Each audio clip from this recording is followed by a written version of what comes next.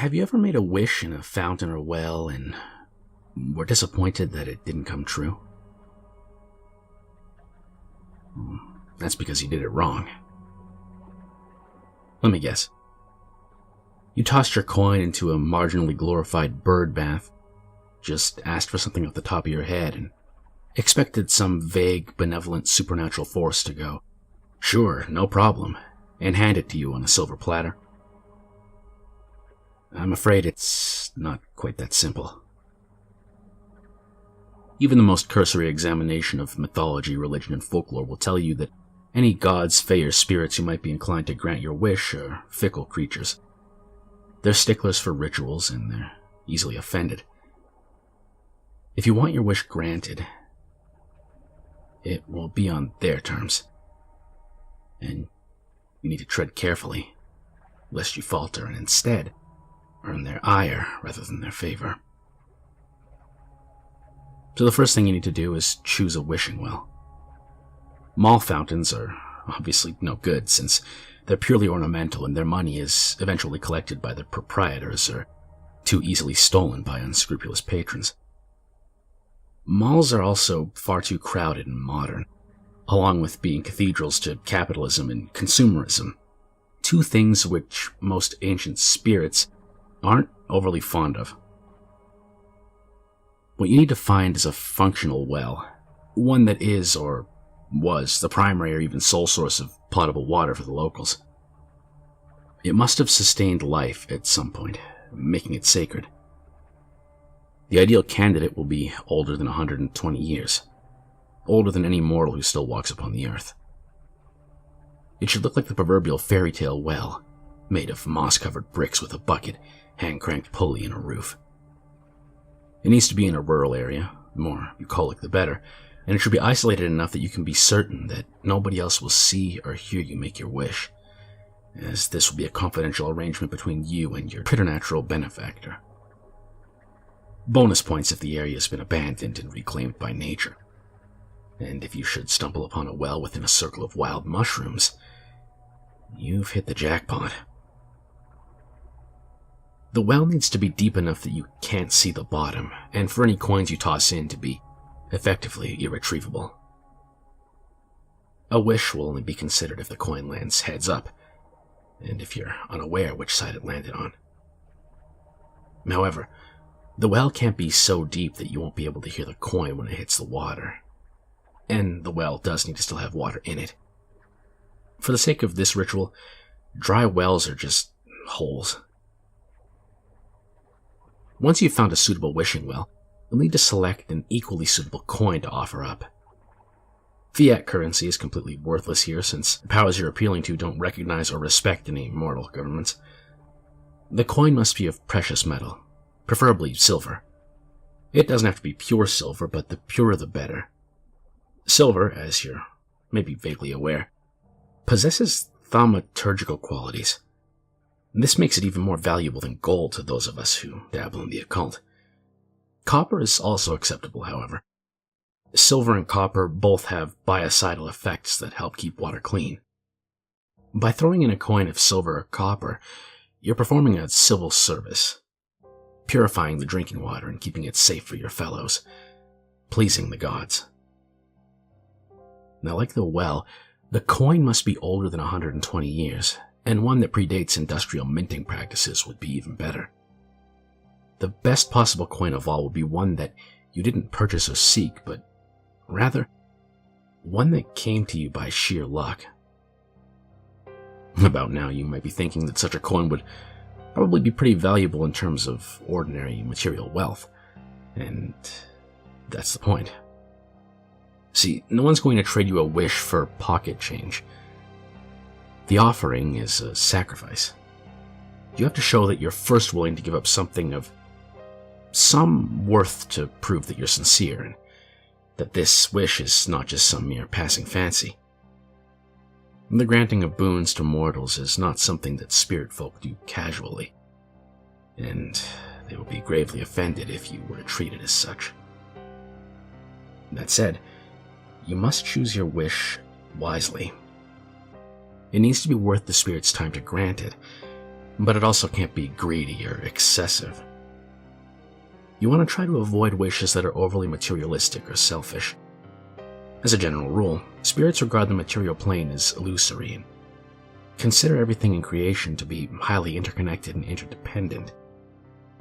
Wishes that help you help others will be seen as more deserving than ones that are just blatantly self-serving. The wish should be something that would have been difficult or impossible for you to have done on your own, but not humanly impossible. If you wish for an overt miracle, you will almost certainly be denied. The wish should not rouse too much attention since, as already stated, this is a confidential agreement between you and your benefactor. The wish also mustn't cause too much collateral damage. For example, don't wish for a prominent public figure you dislike to die or otherwise be removed from office or something, because the spirits don't care for your petty politics and won't risk throwing our world into chaos in exchange for a silver coin. Do not wish for petty vengeance. But if you're certain that you've been justly wronged, wishing that your wrongdoer be punished is acceptable. Once you're confident that your request is reasonable, you're ready to make a wish. When you make the wish matters. Nighttime is better than during the day, with the moon up and unobscured by clouds. As mentioned, the well needs to actually have water in it, so avoid making your wish during the winter. I know that it has to be pretty cold for groundwater to freeze, but it's better to be safe than sorry. Besides, the weather should also be reasonably clement, though that's more for your ease in conducting the ritual than it is for the spirit's sake. The best possible date I could recommend for this would be Midsummer's Eve, as that's a day when the veil between the physical and astral planes is relatively weak, and the spirits will generally be in a festive mood and feeling generous. Any of the remaining Sabbats outside of winter would be an equally good second choice. You'll need to walk to the well alone, ideally from your home. If this isn't possible, park your vehicle at least 1 mile away and out of sight from the well, and make sure the rest of the journey is on foot.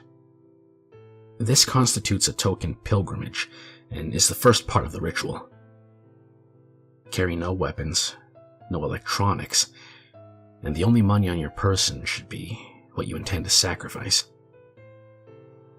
Once you're within no more than 7 feet of the well, or outside of the mushroom ring if you were lucky enough to find one of those, you must stop, bow respectfully, walk the entire perimeter once counterclockwise, and then bow again before approaching the well. Lower the bucket and fetch a pail of water. Using both hands, cup the water and drink a handful of it. Drinking from the well is important since taking even a sip of life-sustaining water from it makes you a beneficiary of its guardian spirits and brings you to their attention. 1 sip is enough though, and it's probably best to avoid drinking too much since the water may very well not be potable anymore. Once you've taken your drink, knock exactly 3 times on the roof, loudly enough that you can hear an echo coming from below. You then need to shout loudly into the well, "Wishing well, wishing well. Have I found a wishing well? Will you take my coin tonight? Will my dreams come true at day's first light?" Wait until any echo has completely died down before bowing again, and then shout your wish down the well. Again, wait for the echo to die before bowing and tossing your coin. Throw it in with as much flourish as you can, such as flicking it with your thumb and forefinger. If you miss, you've just botched the entire ritual. Pick up the coin and try again another time, but if you do hear the plunk of the coin hitting the water, you'll need to bow once more. You're only permitted to make 1 wish per coin. If you can find 3 suitable coins, you can make 3 wishes. It's recommended that you make 3 wishes since each only has a 50% chance of being considered. Toss in 3 coins, and the odds that at least one of them will land heads up is nearly 90%. But 3 is the limit, though. Any more will be seen as greedy, as while trying to shoehorn multiple wishes into one, wishing for more wishes or anything of that nature.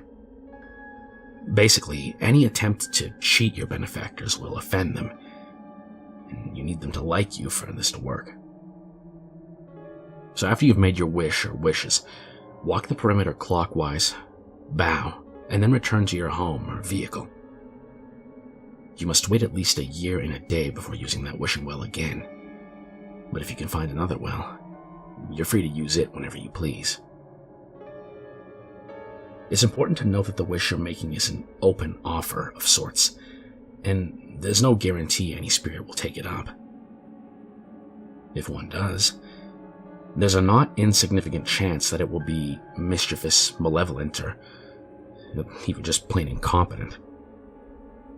So be aware that there's a risk of a monkey's paw scenario with this ritual, and the wish could backfire and have consequences you didn't anticipate, or just be fulfilled in the worst way imaginable. Less common, but more dangerous, is when a spirit decides that they want more than a coin from you, and will use your initial wish as a sort of foot in the door to entice you to make more and bigger sacrifices. Exactly how they'll communicate with you will vary, but that doesn't matter. They're not to be trusted. Ignore them. No matter what they say, no wish that they grant you will ever be worth what they ask in return. Some are more persistent than others, and the worst of them may go beyond mere pestering and actually start threatening you or causing harm. But all will give up eventually. Be warned, though, that your resolve may crack before theirs does. Those risks aside, if you do manage to find a benign spirit willing to grant your wish, you should notice a change in your fortunes at the first opportunity. The right wish, combined with the right benefactor, can have an enormous impact over time. Career opportunities and business prospects you otherwise would have missed will suddenly present themselves to you. Chance encounters with well-connected or otherwise desirable people will become more frequent, and you'll more easily become adept at whatever skill it is you practice. Improved interpersonal skills will raise your social standing or advance your love life, and you could even live to be over 100 if that's what you wanted. It's not hard to see why so many people find this ritual alluring. But there is one final risk you need to know before you try this yourself, and it's one that you've likely heard since your earliest birthdays. If you tell someone your wish, it won't come true. Confidentiality is a condition of your pact with the spirit who granted your wish, and if you ever tell anyone what you wished for, if the wish can be undone, it will be undone. But if it can't, then you're in even more trouble. You'll find yourself subjected to a sudden tide of misfortune, enough to cancel out the benefits of your wish.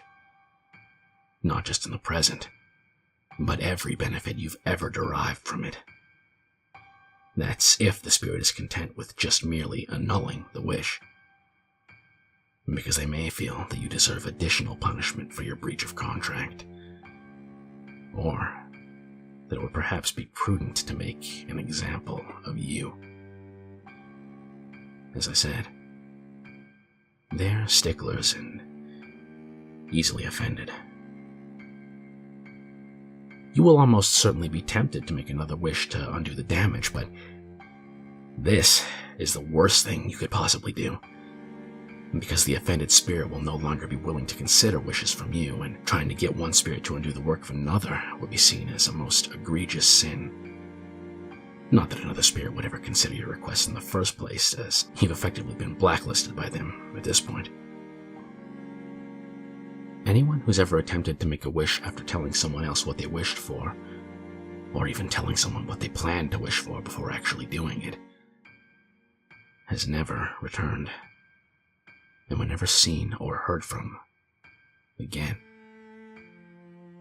It isn't known for certain what becomes of them, but some clairvoyants say that the anchored spirit, or spirits, will rise from the well and pull the offending party down there with them to drown, and their rotting corpse will be left to befoul the well, denying its life-sustaining water or life-changing wishes to anyone else. Be aware of all these risks and perils before attempting this ritual, and make sure you wish for something that's worth the danger. Mind your manners. Never speak of your wish to another living soul, and if you do, never go anywhere near a wishing well again. I wish you luck.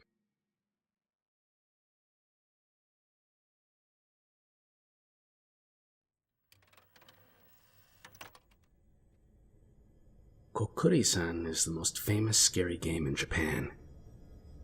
It's similar to the Ouija board and is mostly played by Japanese school children who want to summon a spirit so they can ask questions about the future. Kokkuri-San is Japan's answer to the Ouija board, and it's been played in schoolrooms across the country for years. The game became so widespread in Japan that it sparked several hysterias in the media, and many schools officially banned students from playing Kokkuri-San. Using a Ouija board can be dangerous because it can accidentally summon demons or open people up to the possibility of being possessed. Kokkuri-San is much less dangerous, since the spirit who is summoned is a trickster spirit from the Shinto religion. Kokkuri-San is the name of the spirit who is summoned during the game and provides the answers. It is an animal spirit that's a mixture between a fox, a dog, and a raccoon. Ko equals kitsune, fox. Ku equals inu, dog. And ri equals tanuki, raccoon. The fox can be either a trickster or a teacher. The dog is loyal and protecting. And the raccoon is full of mischief but also a bringer of good luck. All of these qualities are combined in Kokkuri-San. Young people may ask questions like, Kokkuri-San, who loves me? Or, Kokkuri-San, will I become rich and famous? But just remember that there are some questions you're better off not knowing the answer to. To play Kokkuri-San, you need at least 2 people, a sheet of paper, a pen, and a coin. Step 1. Take a blank sheet of paper and draw a tori, a traditional Japanese gate, at the top in red ink. Write yes and no on either side of the tori. Beneath this, write 1 row of numbers from 0 to 9, and 3 rows of letters from A to Z. Step 2. Open a window or a door so that Kokkuri-San will be able to enter the room. The tori represents a gateway to a Shinto shrine, and the spirit will enter and exit through it. Step 3. Place a coin on the red tori. Each person should put their index finger on the coin. Step 4. Call the spirit by saying, Kokkuri-San, Kokkuri-San. If you're here, please move this coin. Step 5. You may ask Kokkuri-San whatever questions you like. It will move the coin to spell out the answer. Step 6. To end the game, you must ask Kokkuri-San to leave by saying, Kokkuri-San, Kokkuri-San, please return home. The coin will move to yes, and then come to a rest on the red tori. Step 7. When you're certain Kokkuri-San has left, you must destroy the paper. Either tear it to pieces or burn it, and you must also spend the coin you used before the end of the day. Kokkuri-San is not dangerous, and it's a much safer alternative to the Ouija board. However, it's still not recommended that you play it. Many people can become upset and depressed if they receive answers that they do not like. Also, always remember that Kokkuri-San is a trickster spirit and can easily lie to you. Have fun.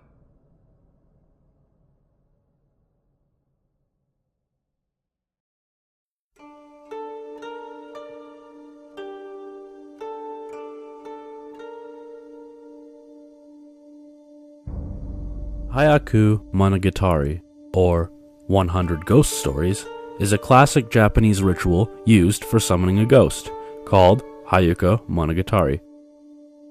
In this case, Hyaku equals 100, Monogatari equals tale. The ritual should be done at new moon. Prepare 3 rooms, or, if that is impossible, 2 will suffice, adjacent to each other. Preferably, these rooms should be arranged in a way that they draw the shape L when viewed from above. The room in which the group should gather must be completely dark. The next room likewise. The third room should contain 100 andon. For those unfamiliar, an andon is a lantern with a wooden flame and paper shade. The third room should also contain a mirror on a table. The paper which the andon is made out of should be blue in color.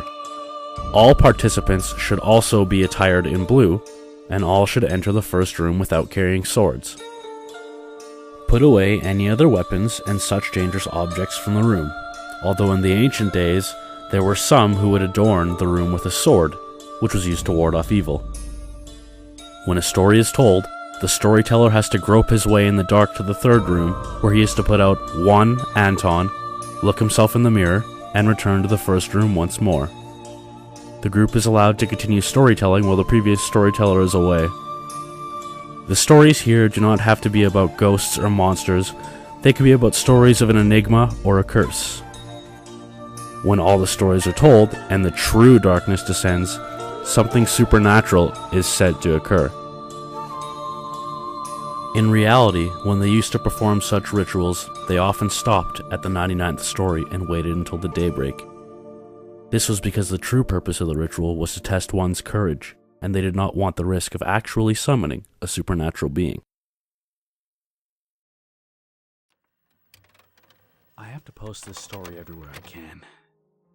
If enough people hear it, maybe a few of you will understand what's happened to me. That's all I need.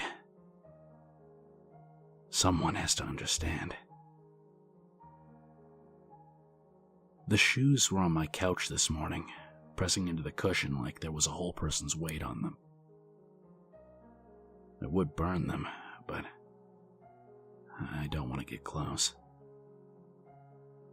When I called my friends about it, they just laughed at me, like I'm trying to string them along with some stupid joke. They're too busy to come over anyway, since it's so close to finals week. That leaves me alone with these shoes. Here's what happened, the whole process. I should write it down so that maybe some people out there might see the logic in it. Maybe there's a chance that some of you have heard about it before. But please, don't attempt to do this yourself.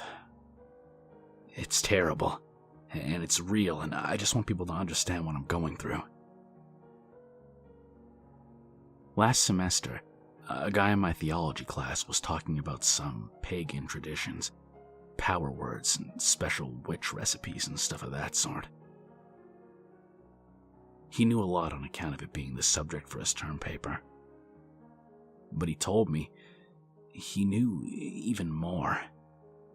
That he'd done some extra research in an archive at the city library. He found records of a ritual that supposedly hadn't been put in practice since the 1600s. And he told me the steps. This brings me back to the shoes.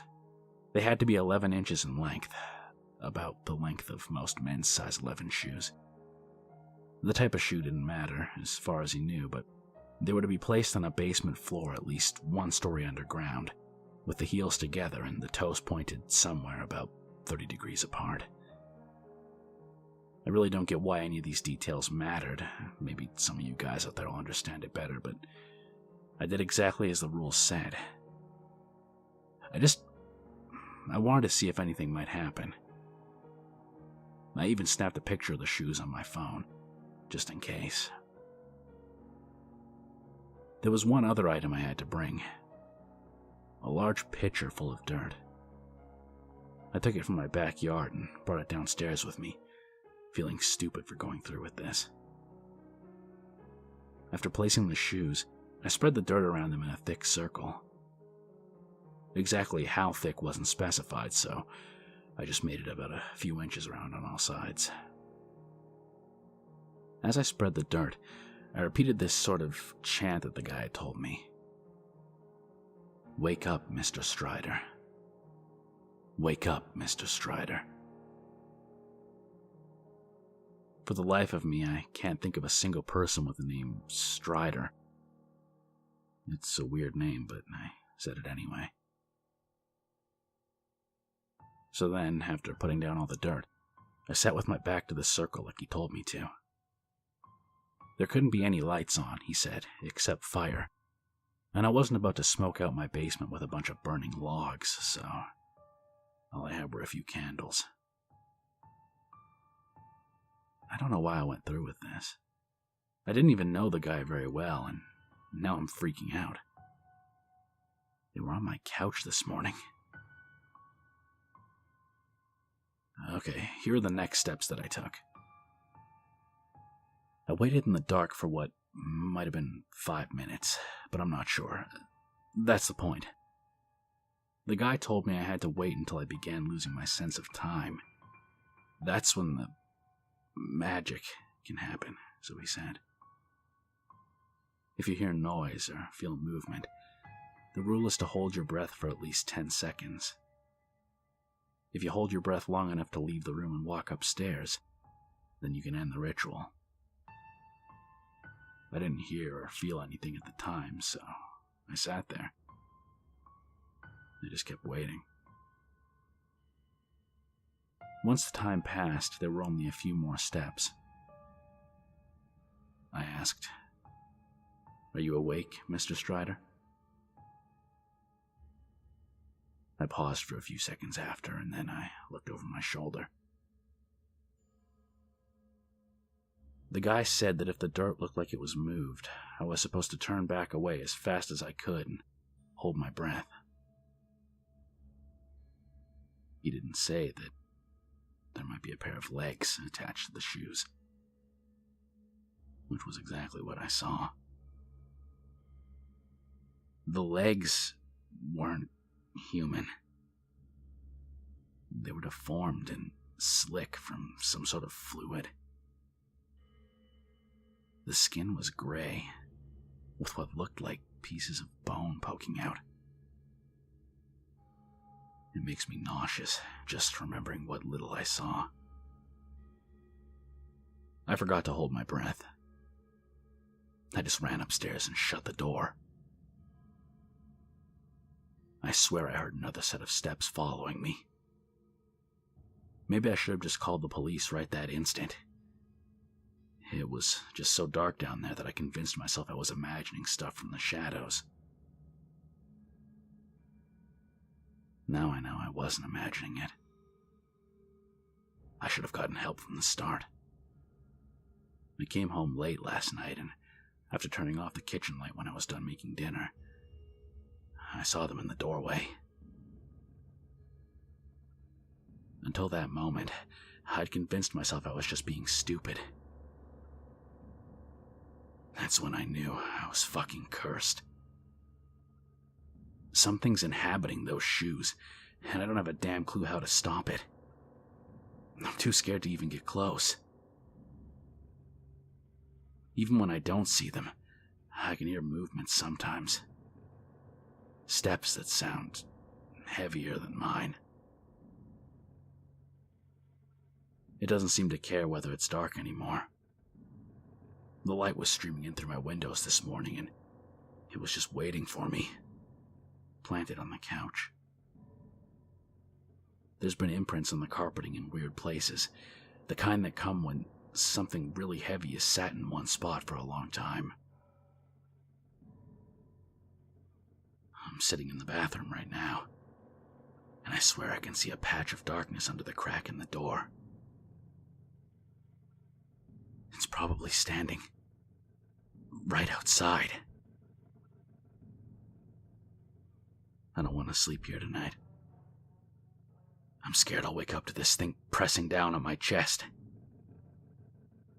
It could break right through my ribs and crush me. I really don't know. My best bet is to relocate, probably. But it's not like this thing is confined to my house. I don't even have a clue where it'll show up next. It could appear at my neighbor's back door if it wanted to. Or my friends. If anyone reading this knows what exactly I've done, please tell me. I know I've made a mistake, but if there's a way to stop what's happening, I have to find out. I need help. There's one more thing I have to say to all of you. Do not try this yourself, ever. The entity that's attached to this ritual, this Mr. Strider thing, whatever it is, it's not here out of goodwill. It's malignant and persistent and terrifying. I only saw part of it for an instant.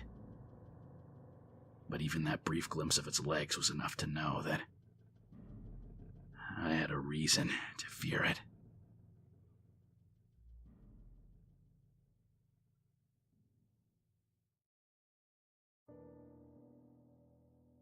In Charlotte, North Carolina, there exists a diner. The sign on the door says it's closed, but the door will be unlocked.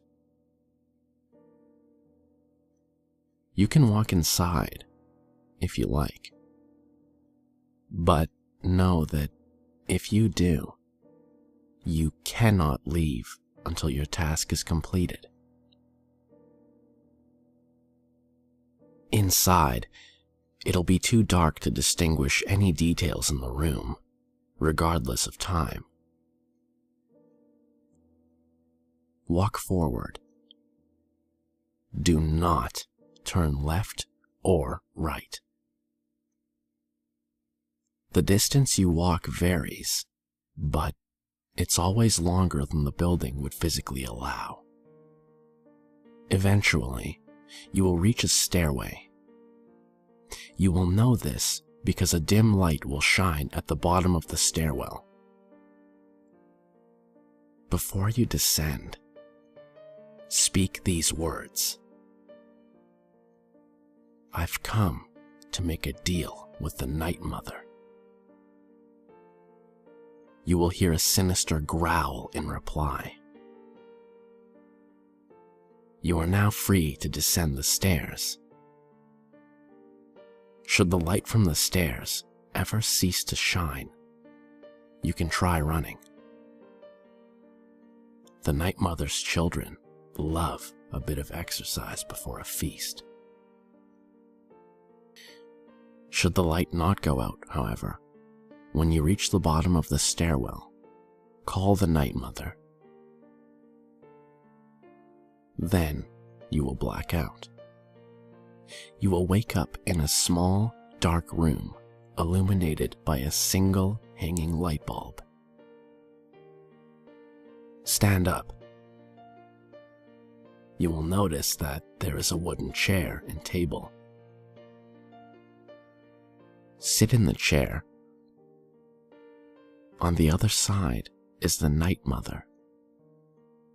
She will not speak.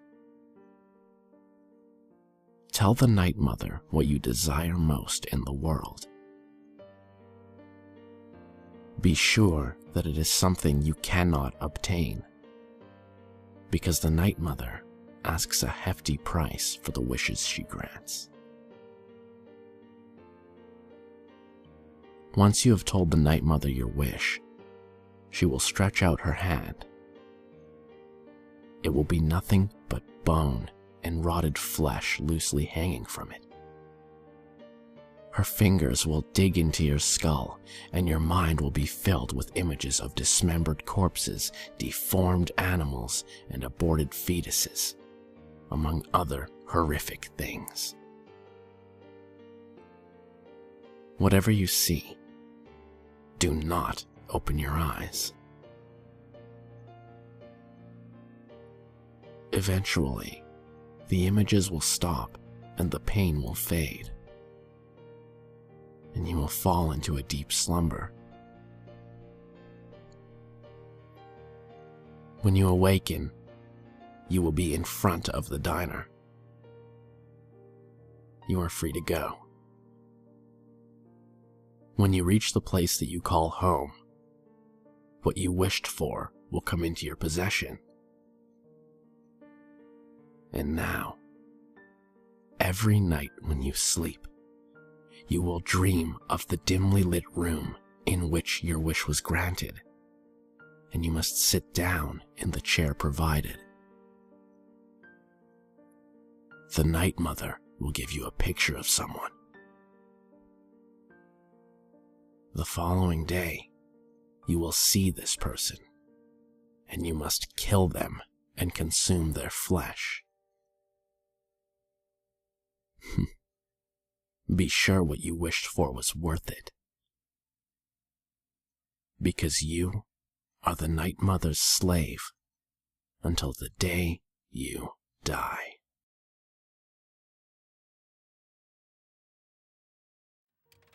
Do you believe in fate? Well, whether you do or not, it exists. And it does seem to have a will of its own. But it also seems to be a reasonable beast, willing to flex and bend to those who prove themselves worthy of breaking from the default path they were assigned in life. Of course, it is the best of friends with karma, and together they are merciless and cruel towards those they feel deserve it. Sometimes in life, we feel directionless, caught like a bug in water spiraling down the sink. War between nations, a global pandemic, intolerance towards different people. We didn't ask for these things to happen, but paths that be led us there. You may be unsatisfied with your own life, frustrated or depressed with where you see it leading to.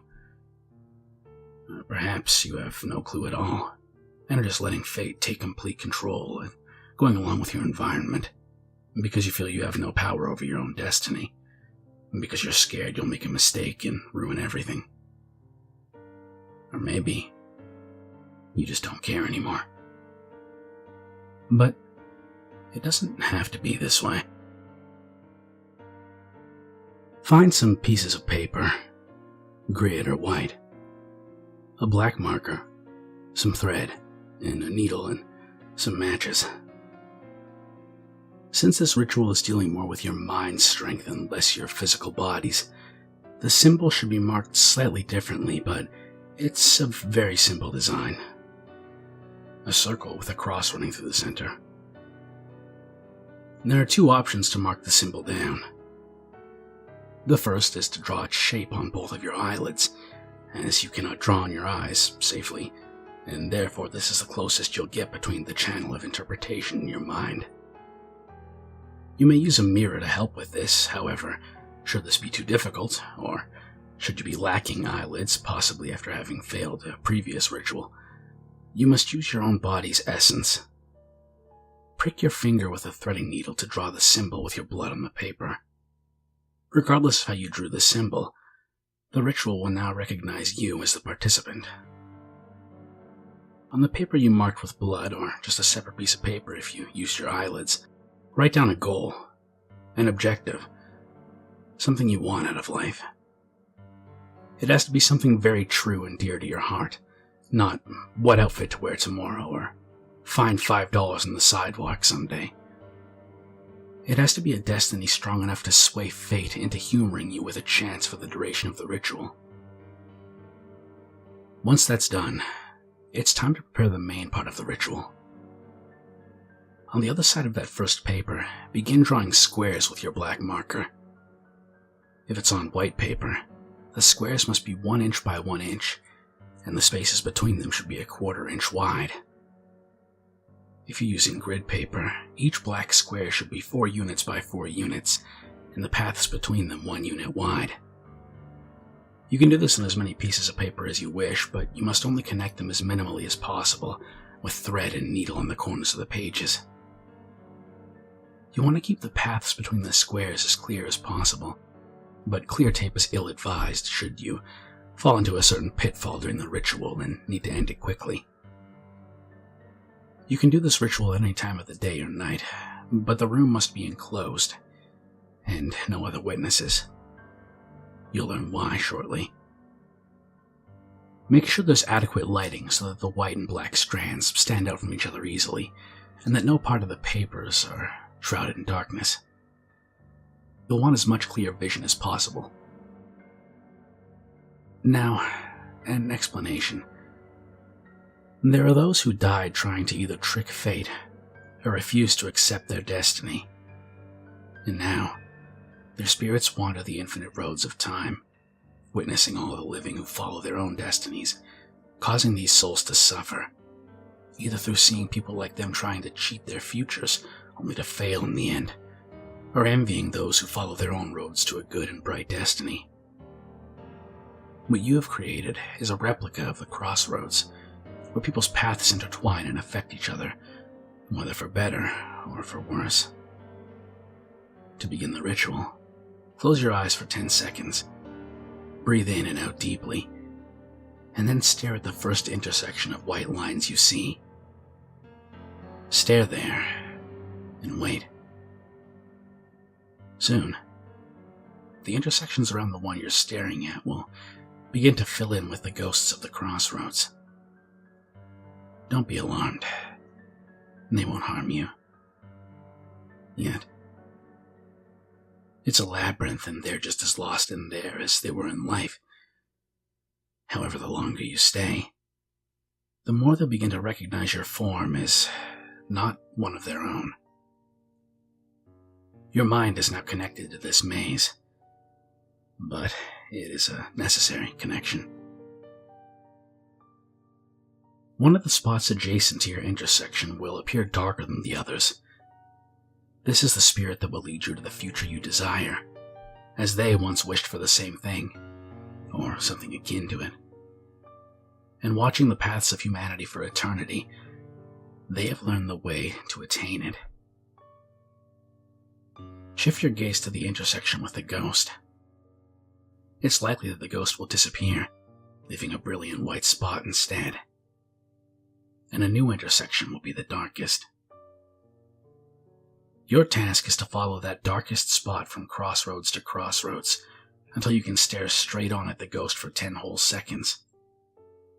When you're ready to end the ritual, crumple up all the paper into one ball, then take it somewhere safe and burn it completely, hence using thread over tape. There are some important notes to be wary of. First, the number of squares you draw determines how long you'll have to catch the ghost. You must end your search, either successfully or unsuccessfully. Look away from the maze and destroy it before your time is up. Each square will give you 5 seconds of safety during the search, meaning every 12 squares will give you a minute. How many squares you choose to draw is up to you, but more crossroads means more time to chase your guide down. However, this comes at the risk of your mind becoming too involved with the puzzle, too obsessed with catching that specter. If this happens and the time passes you by, the ramifications will eat your mind away. Even if it's only for a few seconds, it's enough to bring on the rot. You'll be pissed that you couldn't find it, and your brain will think that if only you had a few more seconds, you would have gotten it. It'll gnaw at you, being this close to changing your future, only to come up short. The black and white image will flash in the back of your eyelids, unable to escape its glare even in your sleep. You'll redraw the maze or use the old one and scan it again and again and again with no chance of succeeding. You'll walk away from it time and again, only to return and try once more, knowing that this will be the one. This will be the attempt that makes it. But fate's good fortune has fled from you. Just like the elusive black dot on the intersection. Soon, your obsession will overtake you until your form begins to wilt away from lack of self-care. Food will not satiate the hunger to catch the ghost. Drink will not quench the thirst for a better tomorrow. Your skin will stretch across your ribs and shrink-wrap itself to the shape of your skull, sunken cheeks and all. But it won't matter to you. Only that black dot will fix things, and once you find it, you'll never have to worry about your future ever again. So for that, you'll accept the supposedly temporary price of pain and madness, with the final attempt ending in your sticky, rotting skin, becoming one with the maze of your own design. Second, if you try to be clever and cheat fate, it will know. You can't do this ritual in someone else's place if they're too scared to do it themselves. It's your own will, and you must sway your own fate. Only drawing 4 squares to create 1 crossroads will not work out well for you, along with any other method of cheating. Words will begin scrawling themselves across the paper, and you'll be forced to read them. These words will describe events that have either faded from your memory or have yet to happen. Horrible, heart-wrenching descriptions of lies, betrayals, and sins that you and the people around you have done and will do. Fate will tell you of every horrific moment of your life, and it will make sure that this is the only path you will ever be able to take. Third, if anyone tries to help you hunt the ghost, it will become completely impossible to find. Even if you coordinate your efforts, not only can the wills of separate people confuse the ghost you're looking for, it will make them begin to shift far more rapidly. And if fate's feeling particularly cruel that day, expect to both be punished, as shown in the last note. Fourth, if all the roads begin to turn black, stay where you are until only the intersections show any shade. Once the road's clear, you can continue onwards. If they continue to blacken, immediately look away and destroy the maze. Don't look at the paper if you can try, for its entire exterior will have turned into the shade of a starless night sky. This means that the ghosts have fully recognized your presence and want to take your mind out and put it in the maze to replace themselves, so that they can get a second chance at living a life with a better destiny than the one that fate punished them with. And finally, if all of the intersections suddenly turn as white as the one you were staring at, well, then this ritual is no longer of use to you, since all of humanity is about to meet the same fate. If you do succeed in capturing your ghost, though, close your eyes and focus on the image of the maze you just had, until the words you wrote on the first paper appear in your mind. You can then end the ritual. After destroying the maze, you'll suddenly feel refreshed, with a sense of purpose. Your goal will be as clear as day, and you may even have an idea or two on how to start walking the road to where you want to be. When opportunities arise that can further advance your goal, you'll get a feeling in your gut that tells you the action to take. It's not easy to describe, but you'll know it when you feel it. However, sometimes you may question the actions fate makes you take.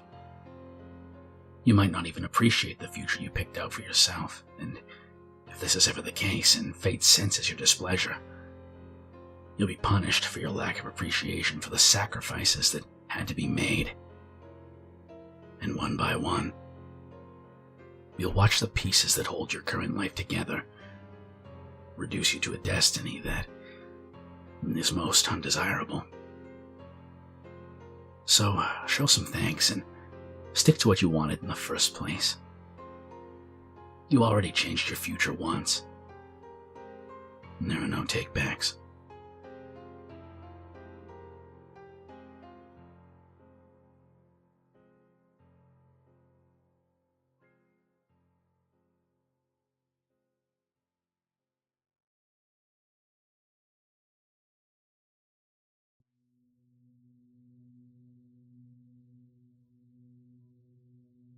In many stores and establishments that provide videos of a less than savory manner, a business card is kept.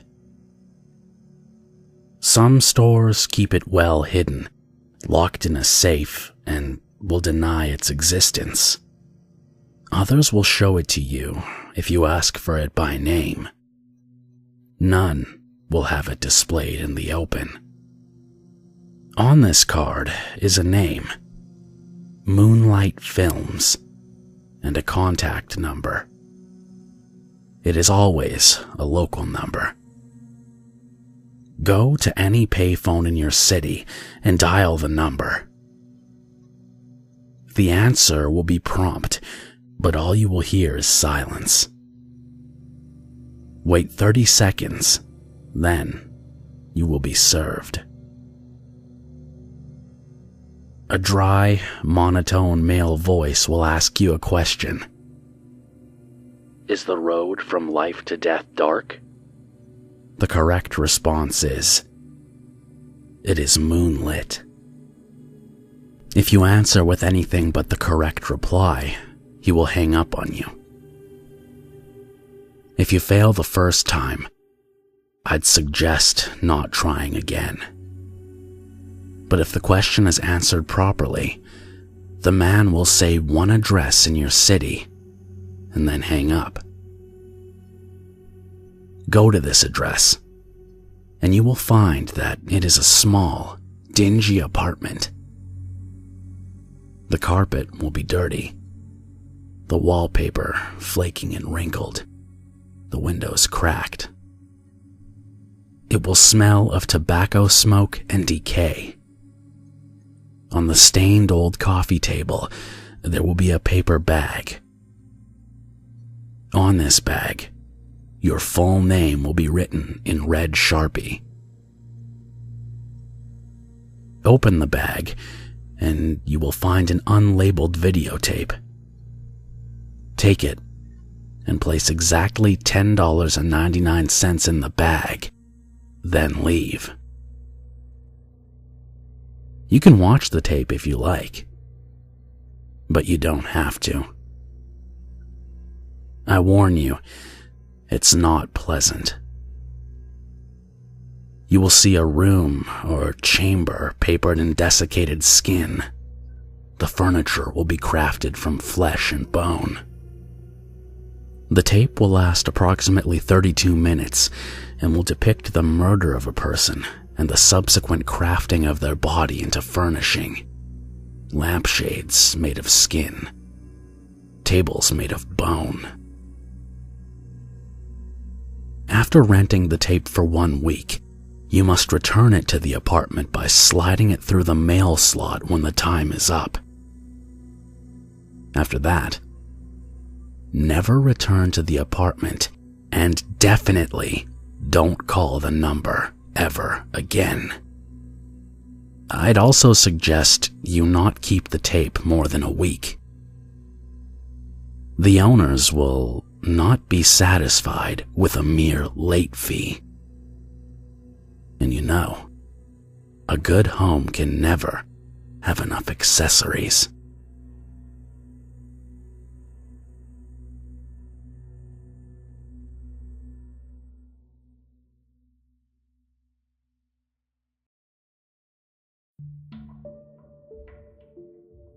I've known Guillaume for years. We had the same metaphysics class back at university, and he was the one who kept my attention away from the lecturer. He was always the clown, and he always had crazy ideas. I thought he was joking when he said he found a piece of ripped out notebook paper that allows you to look into the future. He said that, of all things, he found it in an old copy of The Hitchhiker's Guide to the Galaxy in the university library. I don't remember the exact words Guillaume said, but he sounded incredibly excited. The next day, he passed me the slightly yellow paper in a lecture. I remember that the topic was whether or not objects exist through time. It was obviously ripped out of a normal notebook. There were the usual punch holes on the left, and the lower part of the page was ripped off. At the top, in capital letters, was the sentence, "You can travel through time." The rest of the page was filled with small, tidy block letters, but someone had made the effort to write it all in mirror writing. It was somewhat confusing, but still possible to read. There were a few sentences that sounded like they were advertising time travel, and below a series of instructions on how to achieve it. I don't remember the details, but the gist was this. You were supposed to make a mix of several powders and then find a strong light source in an otherwise dark area and carefully draw a line where your shadow fell. In the center of it, there were supposed to be 2 arrows, not unlike the recycling symbol I've seen in some countries. 2 arrows arranged in a circle and each pointing towards the end of the other arrow. Then, I think, you were meant to light the whole thing on fire and keep your shadow within the lines. There was no information on what exactly was supposed to happen. All it said was that it would make you understand time and allow you to travel through it. I think at the bottom of the page where the paper was ripped off was the beginning of a sentence, and the other part was ripped away. It started with, "Make sure the moon," and that was it. Guillaume told me he'd looked for the other part, but he wasn't able to find it in the Hitchhiker's Guide or on the shelf where he found the book. Guillaume wanted to try the experiment on the same day, and he'd already arranged most of the ingredients. I remember salt and powdered white chalk, and there were a few other things, but the one thing he wasn't able to get was magnesium. We tried to convince Dakota, a chemist friend of ours, to steal magnesium for us, but he refused, and we couldn't find another way. The mix Guillaume had made ended in the trash. I thought the yellowed paper ended there too. I thought the note was gone until 2 weeks ago, when Guillaume texted me. It had been years since I last spoke to him, and his sentence only contained 2 words. Guess what? I gave him a call, and Guillaume asked me the same question. I guessed that he was engaged. He laughed and asked me whether I remembered the note, which I didn't until he said that he meant the time travel instructions. Guillaume found the note in one of his old notebooks, and he wanted to give it another try.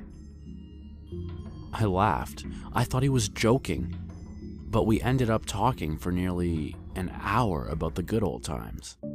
Then I told him about my awesome sounding but horribly boring job, and Guillaume told me about his recent breakup.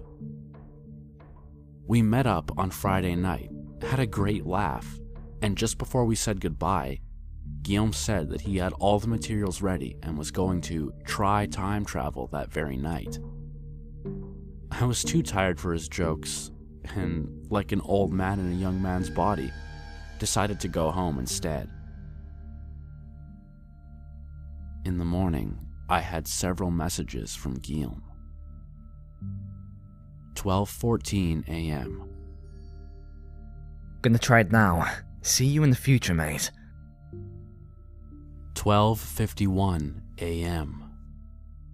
Burned like hell, but not much else happened. Seems like it's still the same day. Damn, I wanted to see whether or not my wife will be hot. 1:09 a.m. Whoa, dude. I think the fumes got to me. My shadow seems strange. 1:14 a.m. Dude, my shadow moves faster than I do. 1:30 a.m. Listen, this is really freaky. I feel completely sober and I can touch my nose and everything.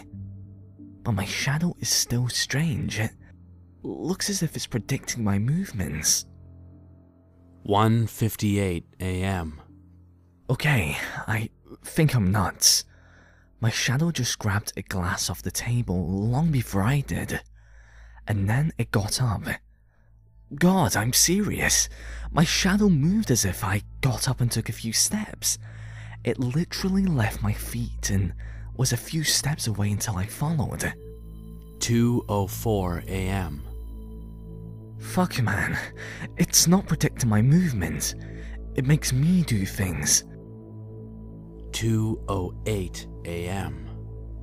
Dude, really? I can't do anything but what the shadow does. I'm not joking. This thing works. This thing fucking works. 2:16 a.m. Can't reach you. Call me, man. 2:22 a.m. My shadow just went to bed. I see it lying there. I'm still standing in the doorway, but my shadow is already in bed. I can't stop my feet from moving. 8:40 a.m. My shadow is not here. I don't have a fucking shadow. Fuck, man. This is scary. Call me. 9:09 a.m. Dude, my shadow was waiting in the shower. I'm not joking. It left the room when I stepped inside, but I couldn't follow it. Now I'm in the kitchen, and my shadow is moving near the counter. I think it's making sandwiches. 9:20 a.m. You should try time travel too. It's awesome. 9:28 a.m. I didn't want to write that. I wrote that to several people. I didn't want to. Don't fucking do it. Help me. 9:30 a.m. It just left the house. It took something out of its pocket and threw it on the table. I think it was the phone. Please. I tried to call Guillaume, but he didn't answer his phone. I only managed to reach him at night, and he behaved normally and said that he was fine and that he was just joking in the morning. We talked for a while, and everything really did seem fine. There were some erratic notes in his voice, some occasional cracks as if he were interrupting himself, but he said it was just a sore throat. I wasn't sure what to make of Guillaume's behavior. It was just 2 days before April the 1st, and I didn't put it past him to play an elaborate prank on an old friend. On Sunday, I texted Guillaume again, but he didn't reply. And on April the 1st, I was proven right. He sent me a bunch of messages, one after the other. 11:03 a.m. Call me. I need to show you something. 11:04 a.m. I need to show you something. 11:05 a.m. I can show you how to do time travel. Call me. This is awesome, man. Call me, or better even, come over. At 11:06, Guillaume called me. I didn't see his messages until after the phone conversation, but the conversation was nearly the same as his messages. He kept repeating that he'd traveled in time and that he wanted to show me how to do it. "Come over," Guillaume said again and again. "You really need to try this." Guillaume seemed disappointed, nearly angry when I told him that I didn't have time to come over. I knew it would take me at least an hour to get to his house, and I already had plans with my girlfriend for the night. I promised Guillaume to meet up the next day. After our phone conversation, I got straight away another message. Come over. I can show you how to time travel. He sent the same message 3 more times during the evening. When he sent a 4th message, I put my phone on silent. In the morning, I had 2 mailbox messages from Guillaume. The first was around 11 p.m. and was very short. Come over. I can show you how to time travel. The second was from around 3 a.m. In this message, Guillaume's voice sounded hoarse. Come over. You can travel through time.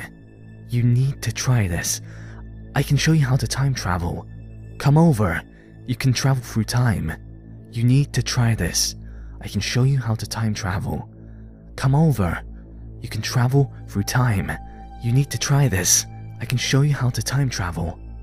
Come... Help!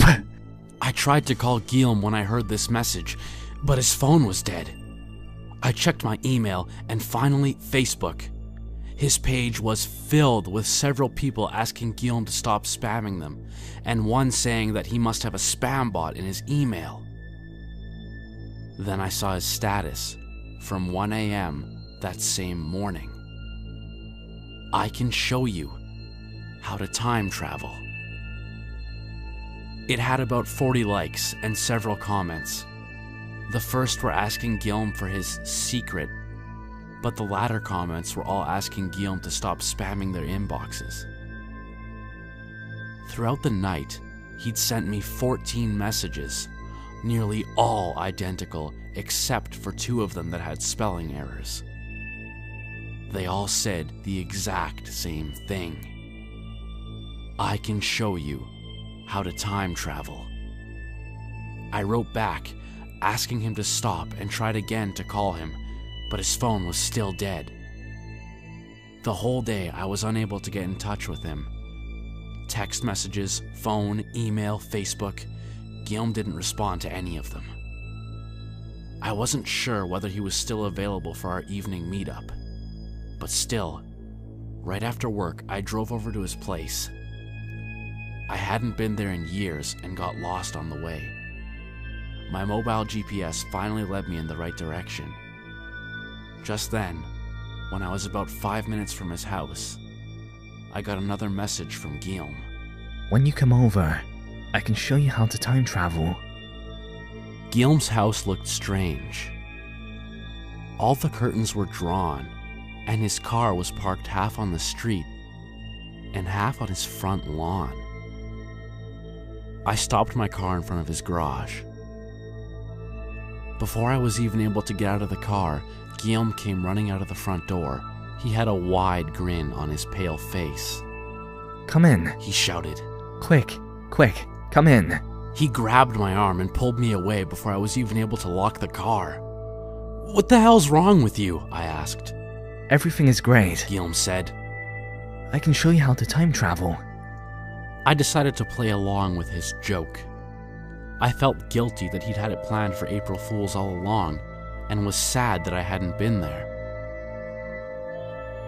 The moment I stepped inside the living room, I knew I was wrong.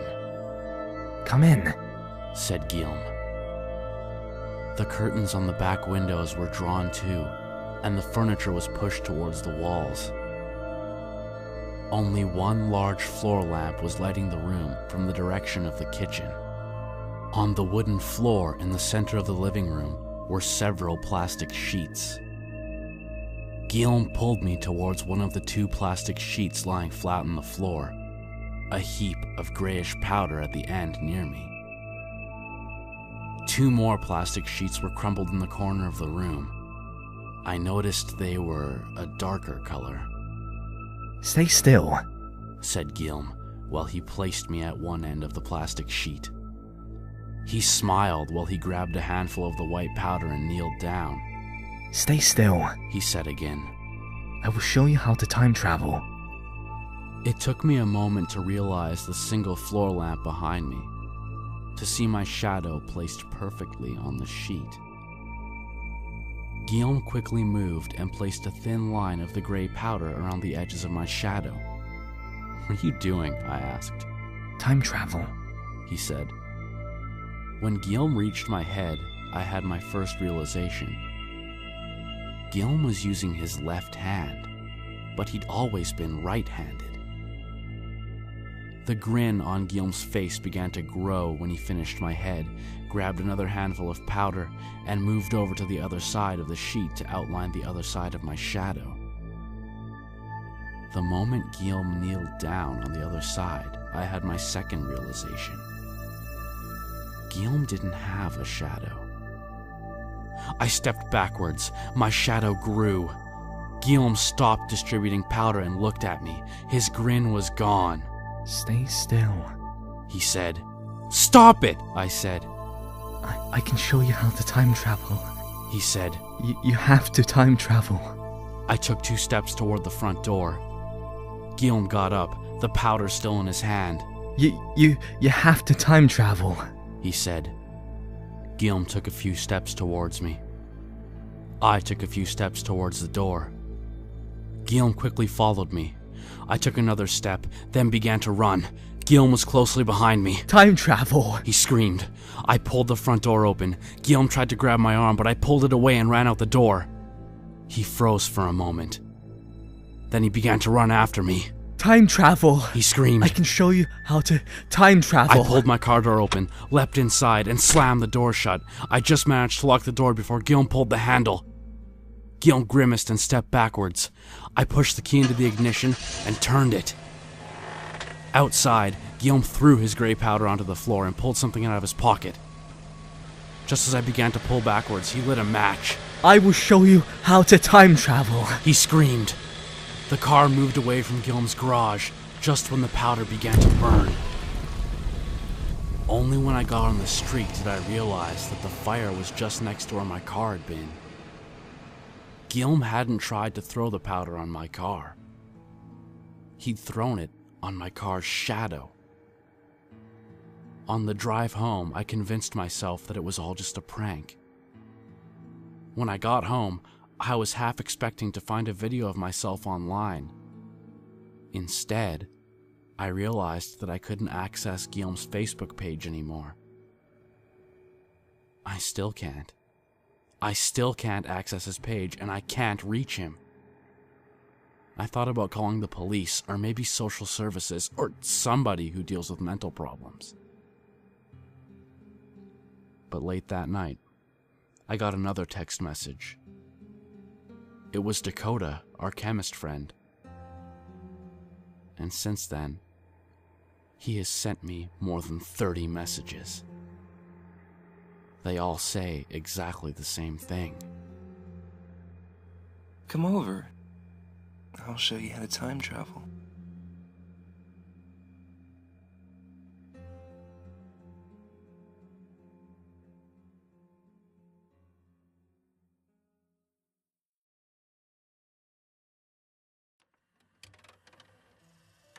Gateway of the Mind is a well-known creepypasta. A bunch of mad scientists attempting some unbelievably literal interpretation of a figure of speech. This experiment was performed promptly after World War II ended, and seems to fit in with the long line of strange experiments performed by the Nazis. This is the basis for this story. The Nazi reign was famous for its backdoor scientists and occult researchers. Special expeditionary divisions of the Reich were often sent out in search of artifacts or locations of occult or religious significance. Meanwhile, in Germany, bunkers were assembled and mansions and castles were fitted with labyrinths and dungeons, which were filled with strange experiments and research notes. Whenever the Allies found these places, they were often gutted, burned, or otherwise destroyed and abandoned. Whenever a lab was found intact, the research was often incoherent or missing, or later destroyed by the Allies to prevent the Nazis from recovering any hidden data. A lot of the Nazi experiments were kept under the radar. Until recently. Veterans who served as guards to the labs and ritual zones have explained what they have seen, or folders and books have been uncovered in boxes and crates belonging to the scientists. A fair few of these contain a common research goal: giving man the power of God. Exactly the true power is often up to debate, but it appears that this is often described in Nazi research as immortality, being unable to die, invincibility, or other factors surrounding losing the capability to die in some way or another. The larger part of this research was actually legitimately based. Certain doses of chemical compounds to aid blood flow in aging people. First concepts that are now used in today's transplant surgery, grafting, ointments that renewed skin, antibodies to various diseases, and fitness and dieting research. However, one set of crates discovered in Hamburg in 1999 went way off this research style. This stuff crossbred the occult experiments and the immortality research. The introductory folders and proofs of concept of the research begin with the principle that the brain controls the body completely and wholly, and as the body slowly degrades around it, it continues to function. Further statements say that the reason the body is left to degrade is because the human brain is set on a biological timer, such is why butterflies can only live to a day, yet other insects can often last longer. The brain tells us to die. It's proposed that as the brain grows, it begins to make connections, resulting in the human becoming more mature and having an advancing brain. At the age of 35 to 50, however, these connections slowly break down, resulting in forgetfulness, dementia, and other mental diseases reserved for the elderly. The Nazi scientists proposed that the brain has a universal kill switch that activates as soon as the brain is fully developed. In all normal humans, this kill switch will initiate a shutdown sequence in bodily functions, which occurs over several decades. As soon as the body is fully shut down, the brain will be forced to die through lack of oxygenated blood. It's said that Werner's syndrome, a disease where a person ages rapidly, is the result of the kill switch function activating far too early.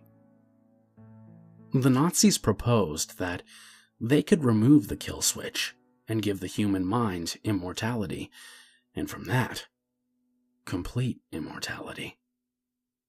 Needless to say, brain surgery was incredibly difficult during those times, but it was possible. In the stacks of folders, there were many different diagrams and past research on the brain, psychology, the human mind, and the like. The experiments were initially proposed to Nazi executives in 1940, and permission was granted to perform the experiments in 1942, under one condition. The experiments must be conducted outside of Germany. The German populace must not see this experiment in any way, shape, or form. It was no surprise to the scientists that the executives were paranoid about public relations, but the idea of performing the research outside of the fatherland was foreign in itself. Most experiments were performed in bunkers or basements. Regardless, the scientists complied and were able to organize a setup with their ally, Japan. In late 1942, the research had begun. Here's where it gets strange. The research team had taken over a Japanese orphanage. The orphanage was in the hills, supposedly somewhere in Shimane, an area nearby Hiroshima. The scientists deduced that if they tried to take the usual test subjects, old or diseased people with nothing left to live for, that they would be playing with the variable of disease, or, more importantly, they would be experimenting on a brain that has already had an activated kill switch, rendering it useless in the context of finding the solution. As a result, the Nazi scientists demanded that children, namely the orphans in the orphanage, which they deemed to, again, have nothing else to live for, become the test subjects. Their young brains eliminated any cause for concern over a already activated kill switch. To begin the experiments, the children went through numerous immunizations and intense psychological testing to ensure that they would prevent any defects and keep a general benchmark for their subjects. Next, they began with the older staff of the orphanage. Put under anesthetic, the surgeons opened up their skulls to find a good cross-section of an adult brain and begin to find key differences between it and a child's brain. After gaining a model of both a child brain and an adult brain, the scientists deduced that the universal kill switch wasn't located in the brain, but in the cerebellum, located at the rear. The cerebellum commands all subconscious activity in the brain, which is understandable, since it isn't a conscious action to set off the kill switch. Systematically, they took the tallest child in the orphanage and began to open her up.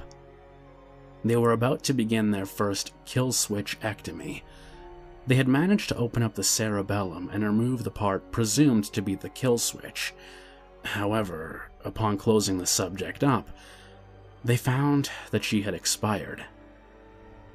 They assumed that the incisions on the brain had been too brash and required far more precision.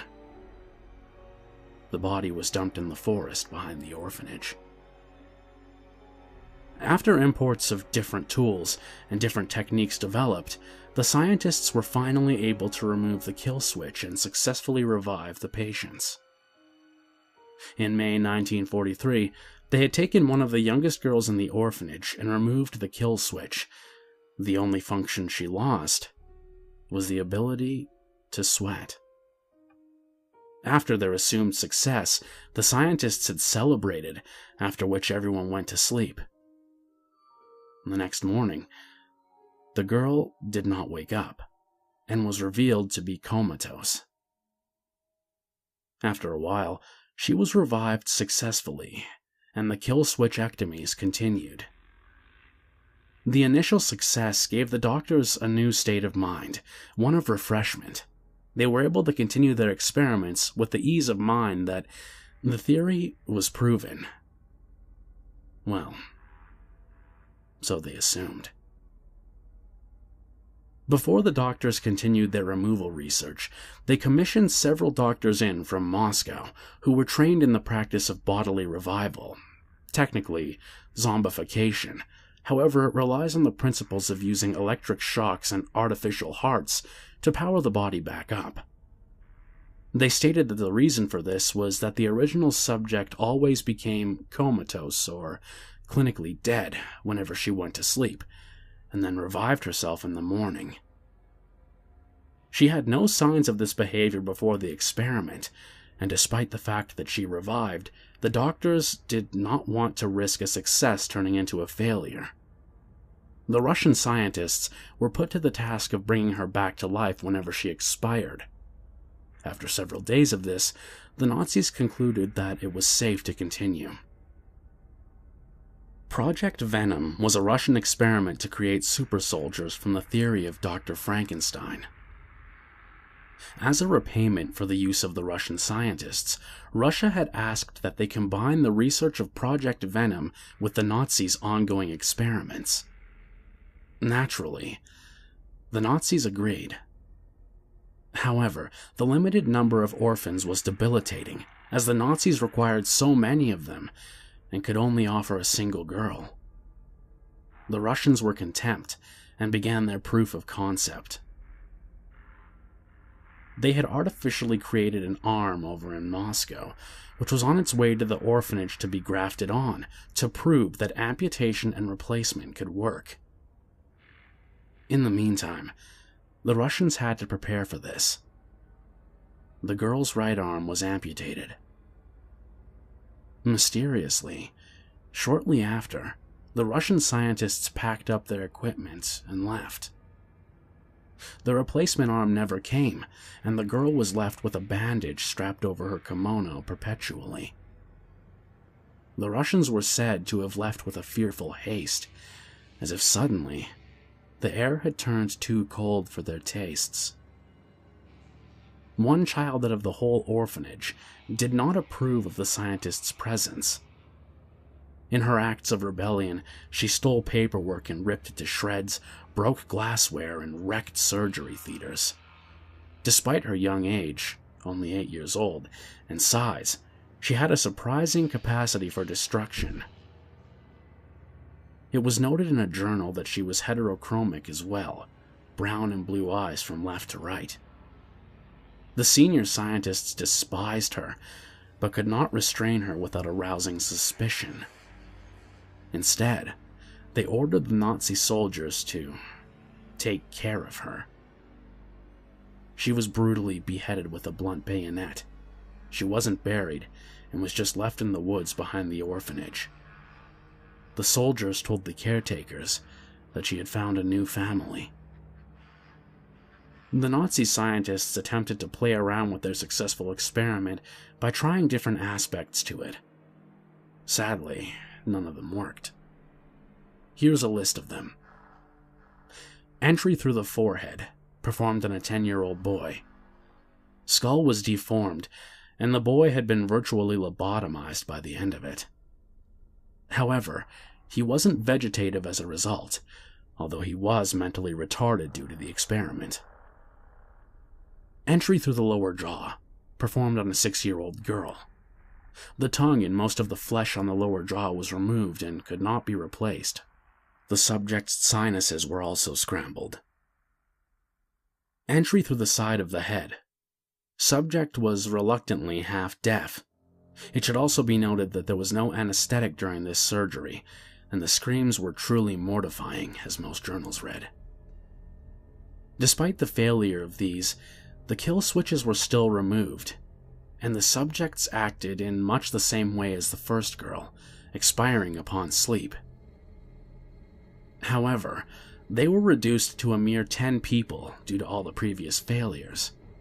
This is including the caretakers, and they had performed surgery on all the children. The doctors began to formulate ideas that, in a child, a kill switch isn't already activated, but in an adult, the kill switch could be reversed using a chemical compound to eliminate the hormone produced and the kill switch then removed. This was performed on all the caretakers and was, surprisingly, successful, as they all survived. During the experiments, scientists were told to watch over the successful children and monitor their behavior. This part gets freaky. They appear normal at first, just like any of the other children, playfully cheering, learning normally, but when separated from the others, they seem off. They stroll carelessly around, with a blank smile on their face, their eyes looking straight at you. If approached from behind, their heads snap around with ungodly speed, and for a moment, you can almost see an expression so vile on their face that it makes you want to cower. But then you realize that they're just forming their dreamy smile again. Another thing is that they follow us, but only when we're on our own. After finishing on my typewriter and heading to my room, I'm often given a fright by one of the children standing several meters down the dark hallway, staring at me. When I go off to my room, she follows me, and I shut my door, jam a chair behind it, and then I sleep safely. It feels like they're ghosts at nighttime. And the funny thing is, I keep seeing one child with reddish hair. I keep asking who the child is the next morning, but the caretakers say they haven't had a child with reddish hair for a while. They also seem to be playing a game a lot more than when we started. I haven't got much knowledge of Japanese, but it seems the game is named Circle U, as described by one of the translators. A group of children surround one child, who sits in the center, alone.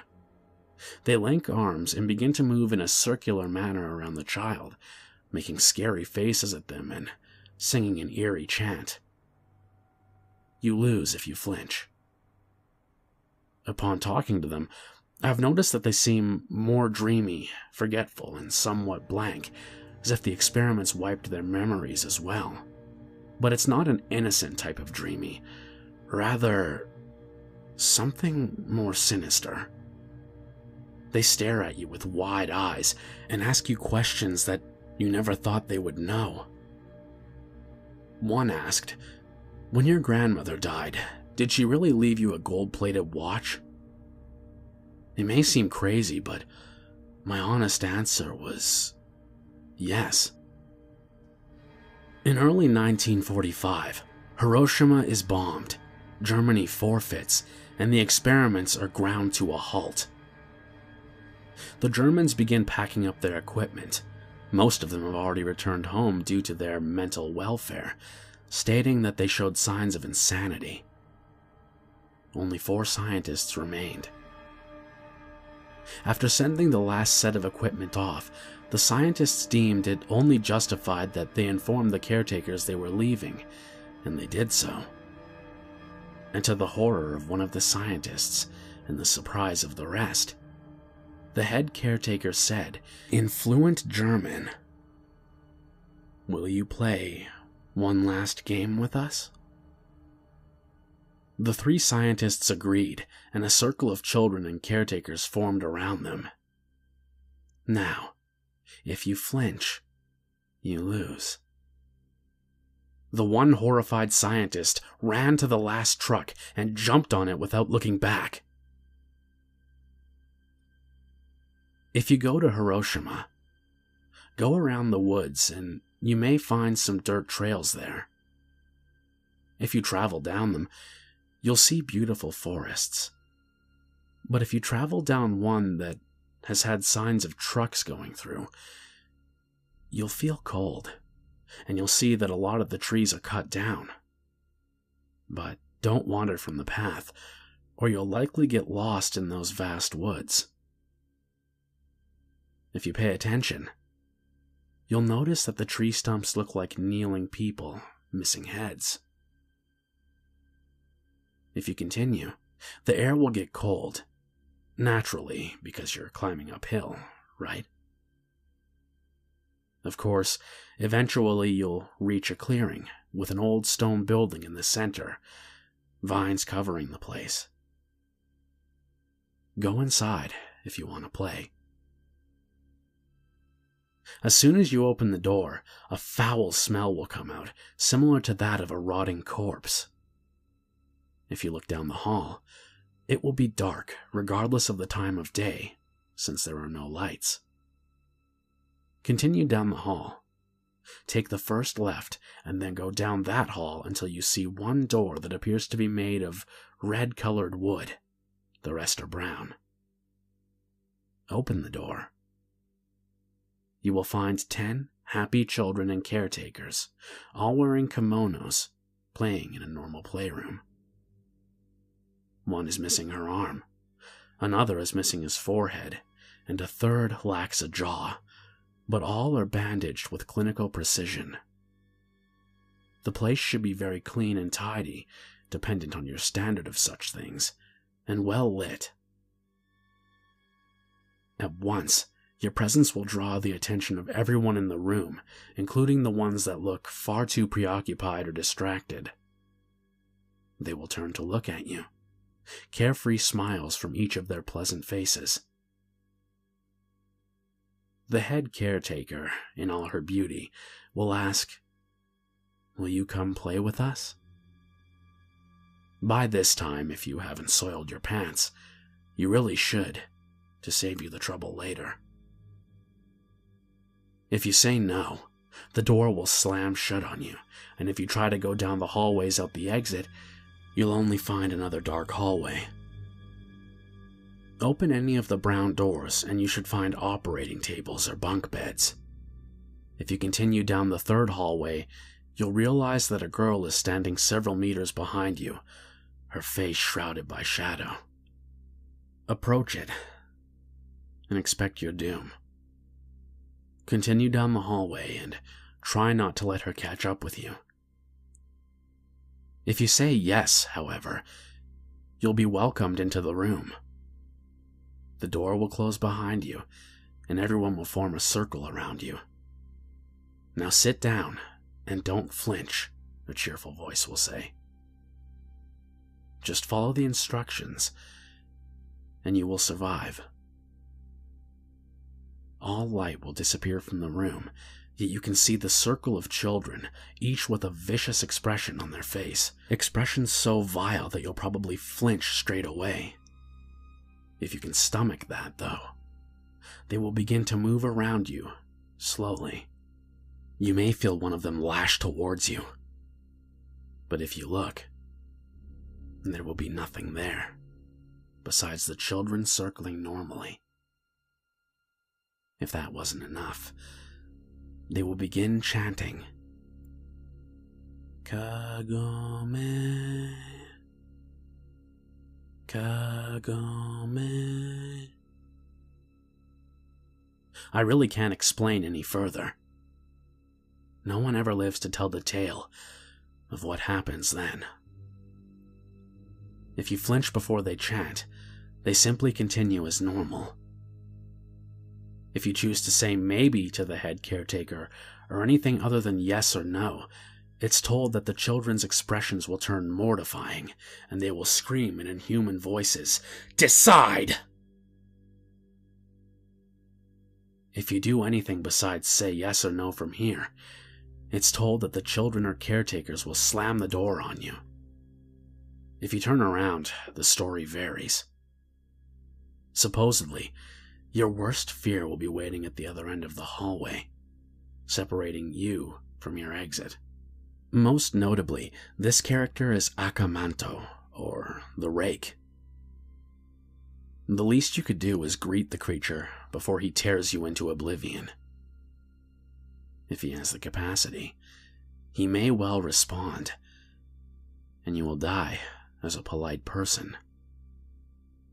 Don't greet him, and you'll end up as another one of the beheaded bodies along the trail.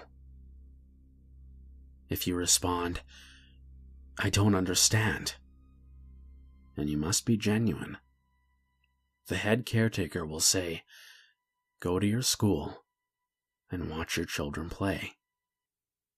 You should understand then. Nothing will have changed, and close the door on your way out. It's common courtesy.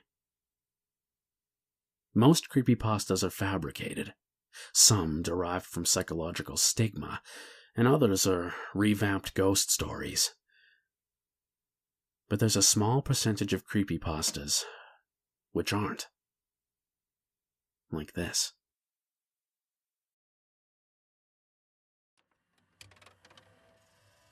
They say that if you stare into the abyss, it stares back at you. Well, I stared into the abyss, and all I saw was a mirror. To be a bit more specific, I stared into that mirror with a candle in my hand and stared into the inky blackness behind my reflected face. The full-length mirror on the back of my bedroom door seemed like a monolith as I knelt before it with a single candle clasped between my hands. I knelt there and I chanted. I wanted to believe the story I had been told, but I also wanted it to be wrong. My friend Glenn had walked me through the ritual. I was to kneel before a mirror in a dark room with both hands clasped around a lit candle. Once I was able to see the reflection of the flame shining in my own eyes, I was to stare into my reflected eyes and chant a single line until I heard a voice say, "Petit et debitur vobis." Once I heard that voice, I could ask a single question and receive a 100% truthful answer from an all-knowing demon. It was a long shot, but I had a question that had been eating away at me for months. I had all but given up hope of finding an answer when I mentioned it to Glenn, and he told me about the ritual. I figured it to be unlikely, but I wasn't willing to rule it out. As I stared into the mirror, I chanted, "Orobas Veritatem Revelandum." I chanted and chanted as I stared into my own eyes and watched the candlelight flicker in their reflection. This continued for nearly 10 minutes before a gust of wind came from nowhere and left me in complete darkness. I was getting ready to stand up and flip the light switch when I heard an ethereal voice say, "Petit et debitur vobis." Slowly, an image formed on the mirror in front of me. It seemed more like a horse than a man, but as I stared at it, he simply stared back at me. Glenn had given me instructions for that part of the ritual as well. I quickly reached to my side and grabbed a composition notebook and an unopened pack of pens and slid them toward the mirror as an offering. The horseman reached down and grabbed them before saying, "Quid est quod queris?" I tried to summon the courage to speak, but all I could summon was a whisper as I said, "Would you please speak English? I only know the Latin that Glenn showed me." The horseman replied, "What is your question?" Feeling a bit bolder, I asked, "How can I be happy again?" The horseman laughed and said, "I am not permitted to lie, nor can I refuse to answer. But this is not an answer that will please you." I shot back, "What is that supposed to mean?" The horseman responded, "It is what it is. You will not be pleased when I reveal to you that you will never find happiness. I am not permitted to lie, nor can I refuse to answer."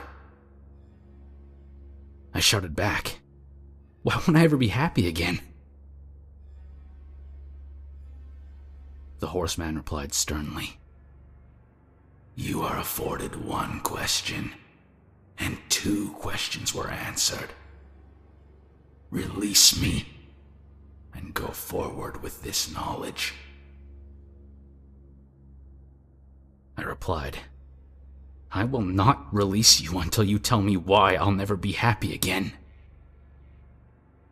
Fire billowed from his nostrils as he took the shape of a large horse in the mirror and shook the glass as he flared his nostrils.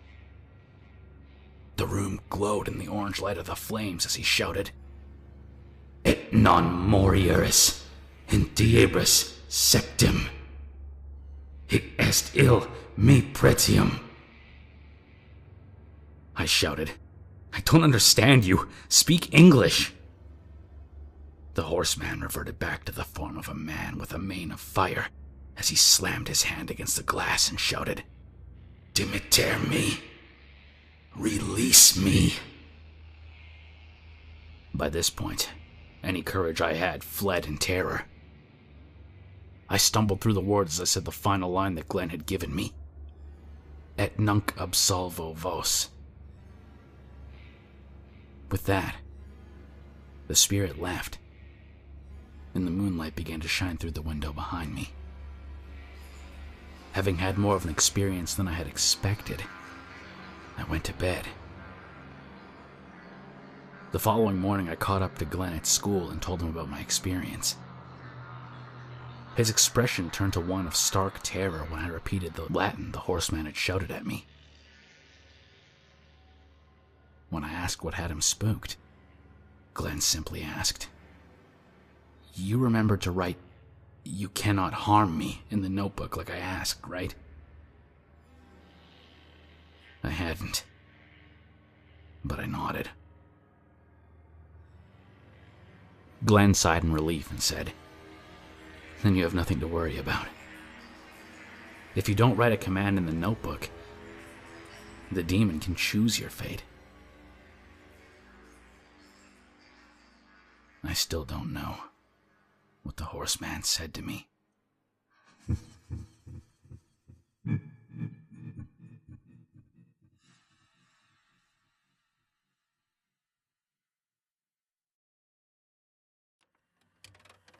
This is a set of instructions for how to speak with the devil, which, as those of you with any sort of brains at all might note, is a patently moronic proposition on the face of it. One likely to culminate in any number of thoroughly unpleasant fates. Honestly, it would probably be smarter to publish your credit card number on Facebook or take up a career in crocodile wrestling. But then, that isn't going to stop you, is it?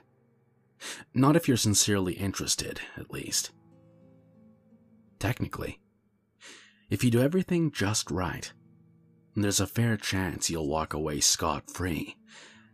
And that seems to be reason enough for some people to decide that it's a good idea. Especially if you're the fate-tempting, thrill-seeking, scare junkie type. Or the desperate type. Which brings me to a point of clarification I ought to make. This is not a manual for making any kind of Faustian bargain. You know, the whole sell your soul type of deal. Although if you happen to bring it up in conversation, he certainly wouldn't be one to refuse. Following through with such a foolhardy bargain, however, would necessitate removing some of the protections which you will put in place for your conversation. And I don't think I need to spell out for you why that would be a bad idea. If you're really mathematically impaired enough to want to trade something that will last an infinite number of years for something that might last about 90 tops, there are plenty of other rituals out there for you to follow. This one, if performed correctly, should only allow the two of you to talk. This perhaps begs the question of why exactly you would want to speak with the devil in the first place. Maybe some of you just like the idea of making small talk with extremely dangerous occult entities, but for the sake of the human race, I hope most of you aren't quite that stupid. Short answer is, he knows things. Things that some of you may have a deep, vested interest in finding out. I mean, he's not omniscient or anything, much as he might like to pretend otherwise. He's not God, but he's definitely got a supernatural advantage over the kind of knowledge any human would be able to obtain. For example, he probably wouldn't be able to predict when the next world war will happen or tell you the cure for cancer, but he could very well be able to predict the winning numbers of tomorrow's $500 million Powerball drawing, or tell you what deadly, undiagnosed condition might be affecting one of your loved ones. Of course, the Prince of Darkness doesn't just go around giving out winning lottery numbers to anybody who asks, and trusting any sort of information obtained from a being commonly described as the father of all lies is liable to land you in a worse situation than you were in when you started. However, if you're really dead set on finding something out, and you've exhausted all other options, there is a way to try to get accurate information out of the guy. You see, like so many of the more urbane villains in popular culture, The devil has a bit of a penchant for games and gambling. Of course, the reason he likes them so much is that he almost always wins. Unless you happen to be a fiddler named Johnny or are being represented by Daniel Webster, you're probably going to get your ass handed to you.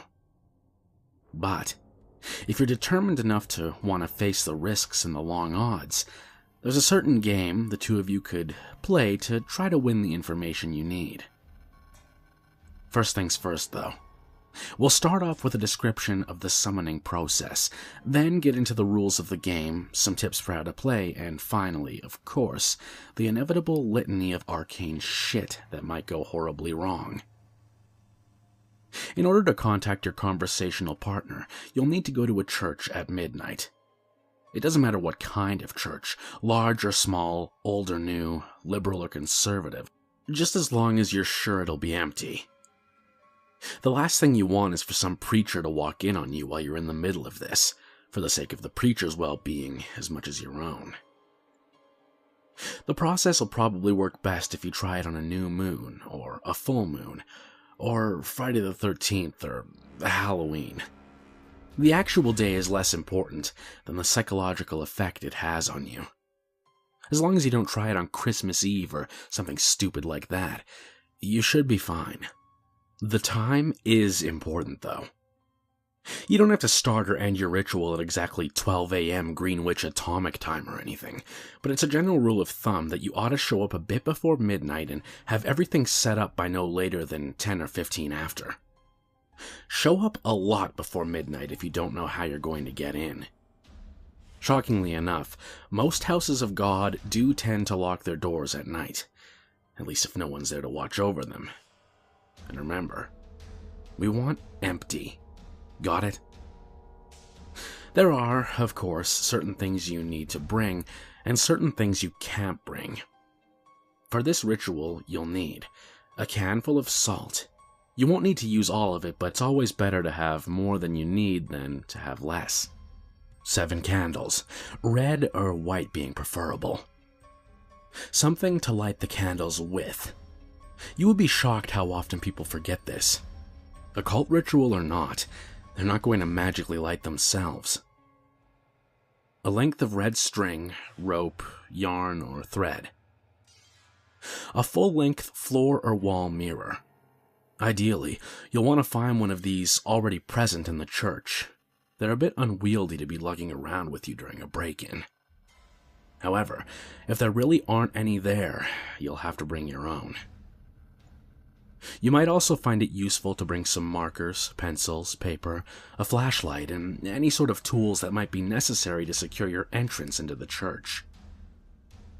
You will not be permitted to bring in any electronic or timekeeping devices.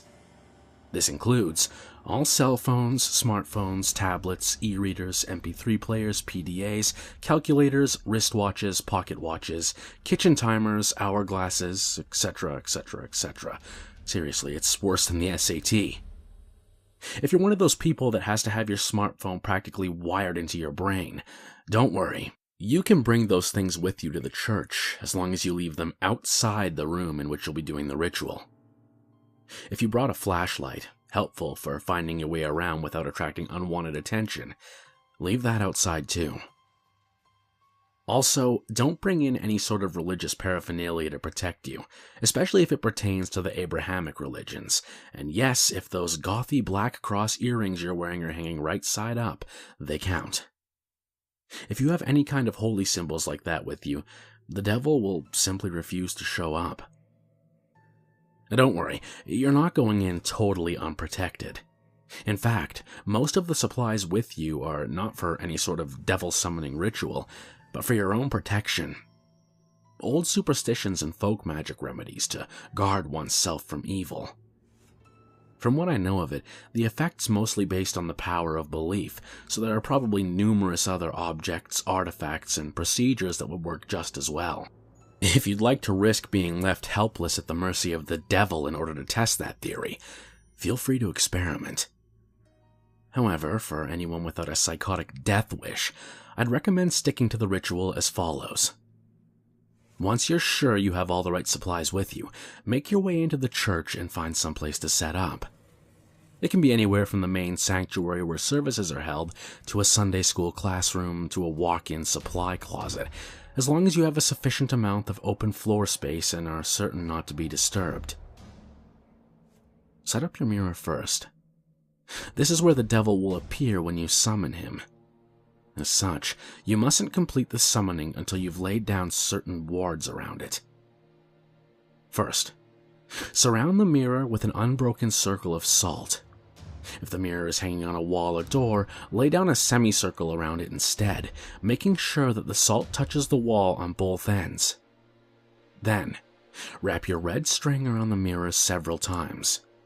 The color red, especially red string, is symbolic of protection in the folklore of many cultures and religions. This is also why red candles are a good idea. Speaking of the candles, set them up around the outside of your circle, or semicircle of salt, spaced at relatively even intervals. No, you don't have to get out the measuring tape and make it exactly perfect, but do at least try to make it look as though it was set up by someone old enough to be trusted with matches.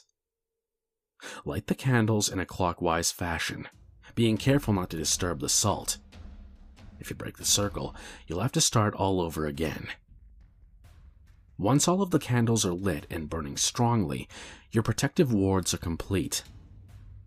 You are now ready to proceed to the actual summoning. To do so, you first must get the devil's attention and demonstrate your resolve by performing some sort of sacrilegious act in the holy space. Turning a crucifix or cross upside down is fairly conventional, but it's not the only option. For example, I know of a kid who once fulfilled this requirement by scribbling obnoxious graffiti all over a painting of Jesus hanging in his Sunday school classroom. The nice thing about turning a cross upside down is that once you've finished your encounter, assuming you survived it in one piece, you can just flip it right side up again and no one's the wiser, sidestepping the relatively minor but still irritating risk of having your Sunday school turn into a reenactment of the Spanish Inquisition for the next month and a half. After you've finished doing whatever offensive thing you decide on, shut all doors to the room and turn off all of the lights so that the space is only lit by the candles. Face the mirror and stare deeply into it, concentrating on your desired outcome. There are no incantations, no arcane strings of Latin you have to recite. Just look into the mirror and wish as hard as you can for the devil to appear there. After a few moments of this, when you feel ready, close your eyes and count to 10. Then open them. If all has gone correctly, you will no longer see your own reflection. You will be looking at the devil, or at least looking at the way the devil has chosen to appear to you.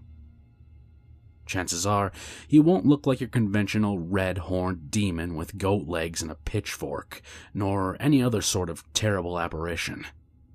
No point in scaring you off now. Better to lure you in, make you feel safe. To that end, he generally takes on the appearance of a fairly average, nondescript human being. If anything, he's prone to vanity and will lean towards the more attractive end of the spectrum. The only really frightening part of him will be his eyes. No matter how hard he tries, he can't hide the sinister gleam smoldering deep within them, the malevolent amusement and hunger, like the eyes of a spider contemplating a fly struggling in its web. They're supremely confident, those eyes. Confident and without pity. Don't look into them too deeply, or you'll begin to feel helpless and paralyzed with dread, losing your hope and your will to fight. Since you'll probably be just standing there staring at him in shock for a few moments, having on some level expected for the ritual to fail, he'll initiate the conversation by asking you what it is you desire from him. If you can gather your wits enough to string together a coherent sentence, you should respond with something like, "I wish to challenge you in a game of question and response." Even if you don't get the words exactly right, he'll know what you mean, and he'll accept your request with a wide, predatory grin of anticipation. He's been playing this game for a long time, you see, and he's very good at it. Most humans, on the other hand, are very bad at it. This gives him a chance to, at the very least, thoroughly mess with your mind. And at most, well, we'll save that for the litany of shit that could go wrong. You'll have to play it very smart to avoid justifying his expectations. The general rules to the game are very simple, with a few caveats that can make things more complicated. He'll begin by asking you a question. He always initiates the game. It can be anything from a piece of obscure trivia to a riddle to an extremely personal inquiry. Don't worry, you won't be immediately plunged into hell if you get the wrong answer or anything like that. As a matter of fact, he won't even tell you whether you got the answer right or wrong. After you've answered his question, you get to ask him one in return. Now, here's where the consequences of your response come in. If you answered his last question correctly, he will respond to your question as honestly and accurately as he is able. However, if you answered it incorrectly, he is free to lie to you as he sees fit. Perhaps if you've asked him something you're better off knowing, he'll tell you the truth about it anyway. But more likely, he'll feed you the most insidious, damaging lie he can come up with. Either way, after he's responded, he'll ask you another question, and the process will repeat over and over again until you decide to call it quits. Now, you may be sitting there thinking that it sounds fairly easy to get the information you need. All you have to do is wait for a question you can answer correctly, and then take that opportunity to ask him what you really want to know, ignoring everything else he said. Well, it's not that simple. The devil will never give you an easy question, one that you can be completely sure of the answer to. He may instead give you questions that you have some vague knowledge of, that you think maybe you know the answer to but aren't really confident about, thus forcing you to endlessly second-guess yourself, obsessing over whether or not you can trust the information that he gave you next. Perhaps you'll think that what he said was a lie, wish it was a lie, but be eternally consumed by doubt, unable to fully convince yourself that you were wrong. Or perhaps you'll have to make a huge choice based on the information that he gave you, and be tormented by fear and indecisiveness as you realize that your fate, and perhaps that of others as well, rests entirely upon whether or not you were able to correctly recall some arcane piece of trivia that you don't even remember now. You'll never remember the exact questions the devil asked you, by the way. That would make it too easy for you to go back and check on your responses.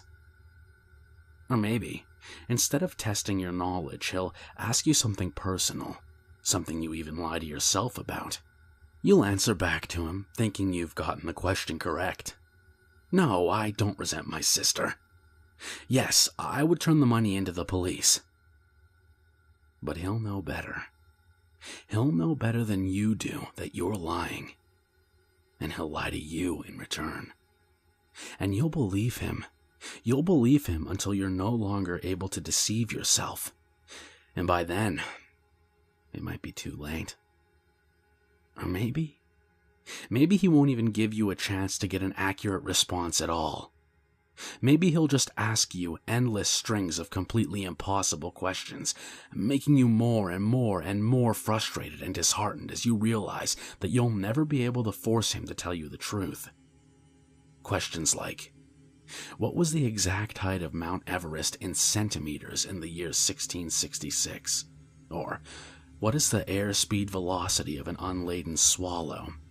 Although, knowing his sense of humor, if he ever asked the latter, he might consider African or European a correct response. There are a couple of ways to short-circuit this particular strategy, however. Additional rules and courses of action that make the game more interesting and prevent you from being stonewalled completely.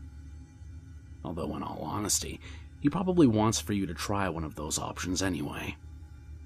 The first option is to ask him a riddle instead of a question. If you somehow manage to stump him and he answers the riddle wrong or gives up, he'll be obligated to give you a truthful response to your next question. If he answers the riddle correctly, once again, don't worry, he won't pounce on you like a sphinx or drag you into hell.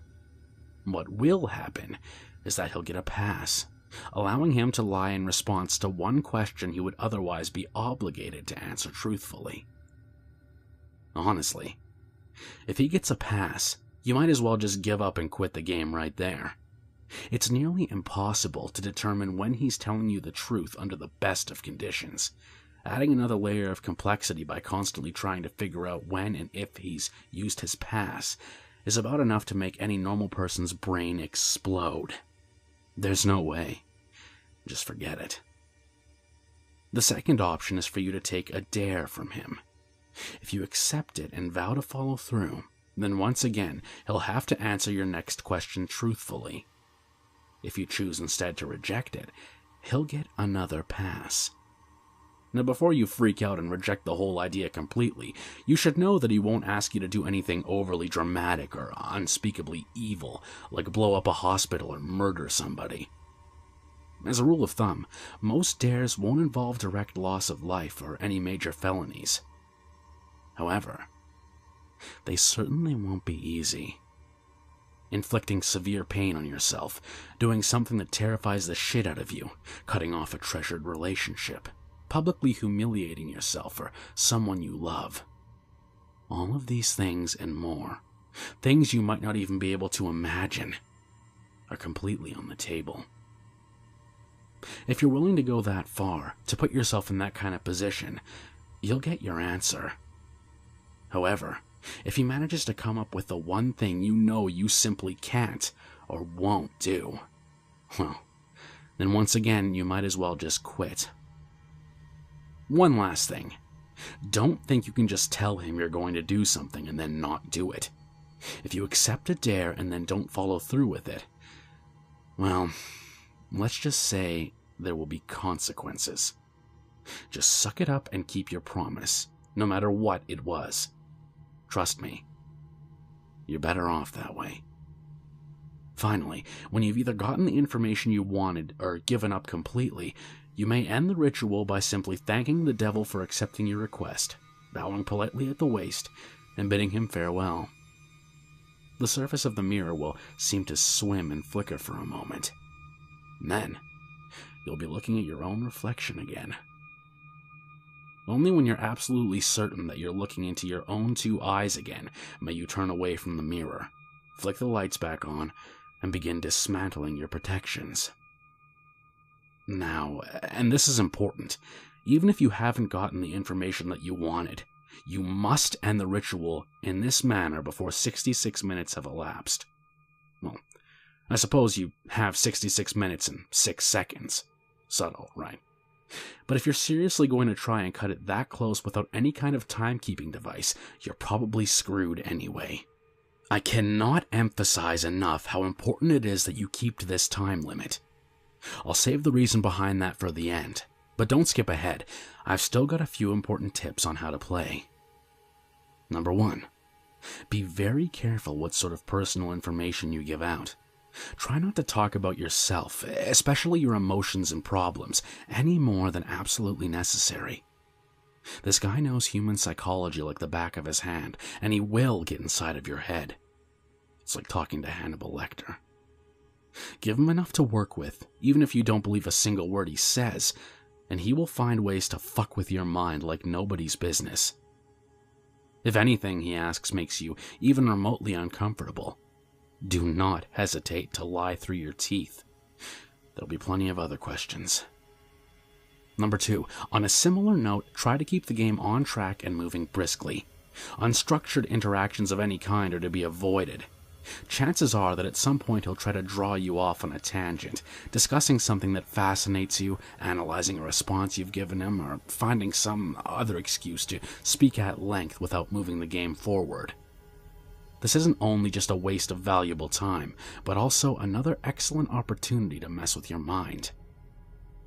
Number 3, if you choose to give him a riddle, use one that you've made up yourself. If your riddle has ever been written down anywhere at all, from the pages of The Hobbit to some long-lost tome of ancient magic, he'll already know the answer. That said, it still has to be a legitimate riddle, with an answer that makes logical sense from some angle. You can't just ask something like, "What's green, has 10 legs and hops," then claim for some inexplicable reason that the answer was marshmallows. Nor can you just ask him a straight question like, "What have I got in my pocket?" He probably knows that anyway. There are no hard and fast rules to determine whether a riddle makes sense or not, but you're a reasonable human being. Your ancestors ate from the tree of knowledge. Please, for the love of crap, use common sense. Number 4. If you choose to take a dare, there's a slight chance that the devil will ask you to do something seemingly easy. Deliver a letter, for instance, or scribble a 10-digit number in a public restroom stall. If he does ask you for something like this, and you have even a shred of common decency in you, do not accept. Chances are that he's using you to further some sinister plot, one liable to ruin a lot of lives and harm a lot of people. Who knows? Maybe you're the type of person who really doesn't mind throwing an unknown number of total strangers under a bus to find out what you want to know. But at least be aware that that is what you're doing. Number 5. Last but not least, be very aware of the time. It might be helpful to do some practicing beforehand and get a feel for how long an hour is without a watch. The devil will probably put off discussing the things you're most keen to find out for as long as he can, and as you near the 66-minute deadline, he'll start trying harder and harder to distract you, captivate you, and otherwise keep you playing until it's too late. He'll string you along, feed you little glimmers of false hope, keep you thinking, "Just a few more minutes, I'm almost there." Don't fall for it. Don't go over the time limit, no matter what. Now, you might be thinking that this game doesn't sound all that dangerous so far. Threats of psychological damage rarely seem to carry the same weight as threats of physical damage, even though their costs are often just as great. Hate to burst your bubble, but the game is far from safe. There are plenty of ways for you to seriously screw yourself over both physically and mentally, not to mention spiritually. And it is with these that I will conclude in the vain hope that they may make some sort of impression. First, while you are speaking with the devil, do not let him out of your sight. Keep staring into the mirror no matter what happens. He will undoubtedly try various tricks to make you look away. You'll hear noises behind you, feel eyes on the back of your neck, see shadowy phantoms writhing in the depths of the mirror. A cold breath will blow upon you from behind, smelling like a crypt. A deep silence will settle, only to be interrupted by a loud smack directly behind your head, giving you about the worst jump scare you've ever had. Hell, the devil may even abandon a measure of his own dignified facade and give a sudden jump of feigned shock, shouting loudly and pointing behind you with a very convincing look of terror on his face. Whatever he might test you with, you must not look away from him.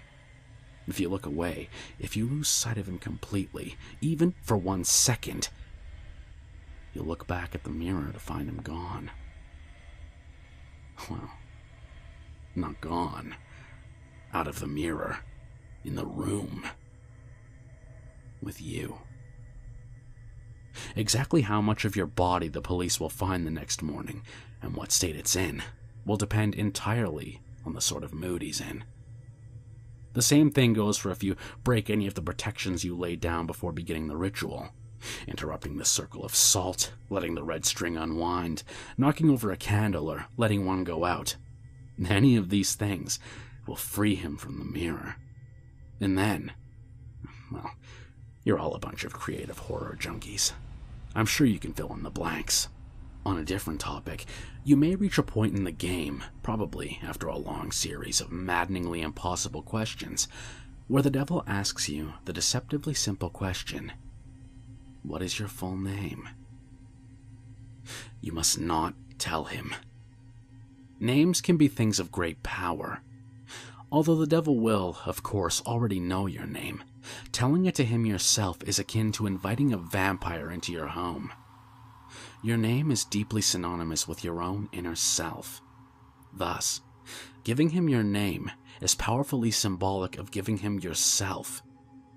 If you're foolish enough to make this mistake, all of your protections will be for naught, and he will seize upon your unwitting offer with malicious glee, stealing away your soul and dragging it back with him into hell.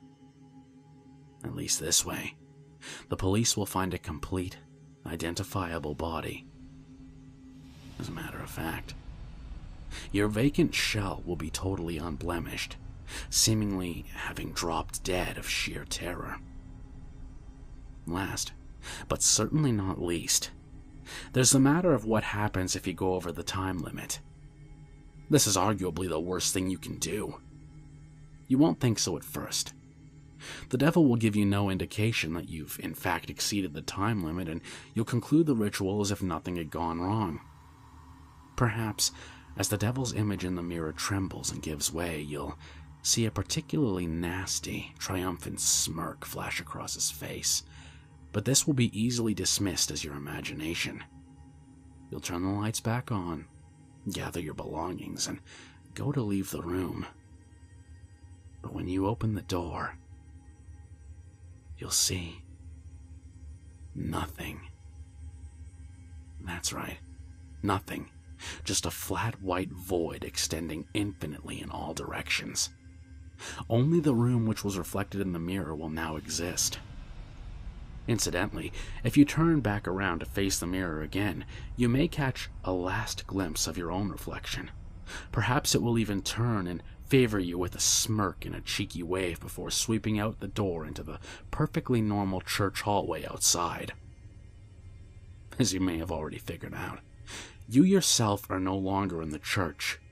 Your soul is now trapped in the mirror, and the devil has taken the liberty of possessing your body now that you are no longer using it. Pound on the glass and scream all you like. You'll never get out on your own, and no exorcist can help you.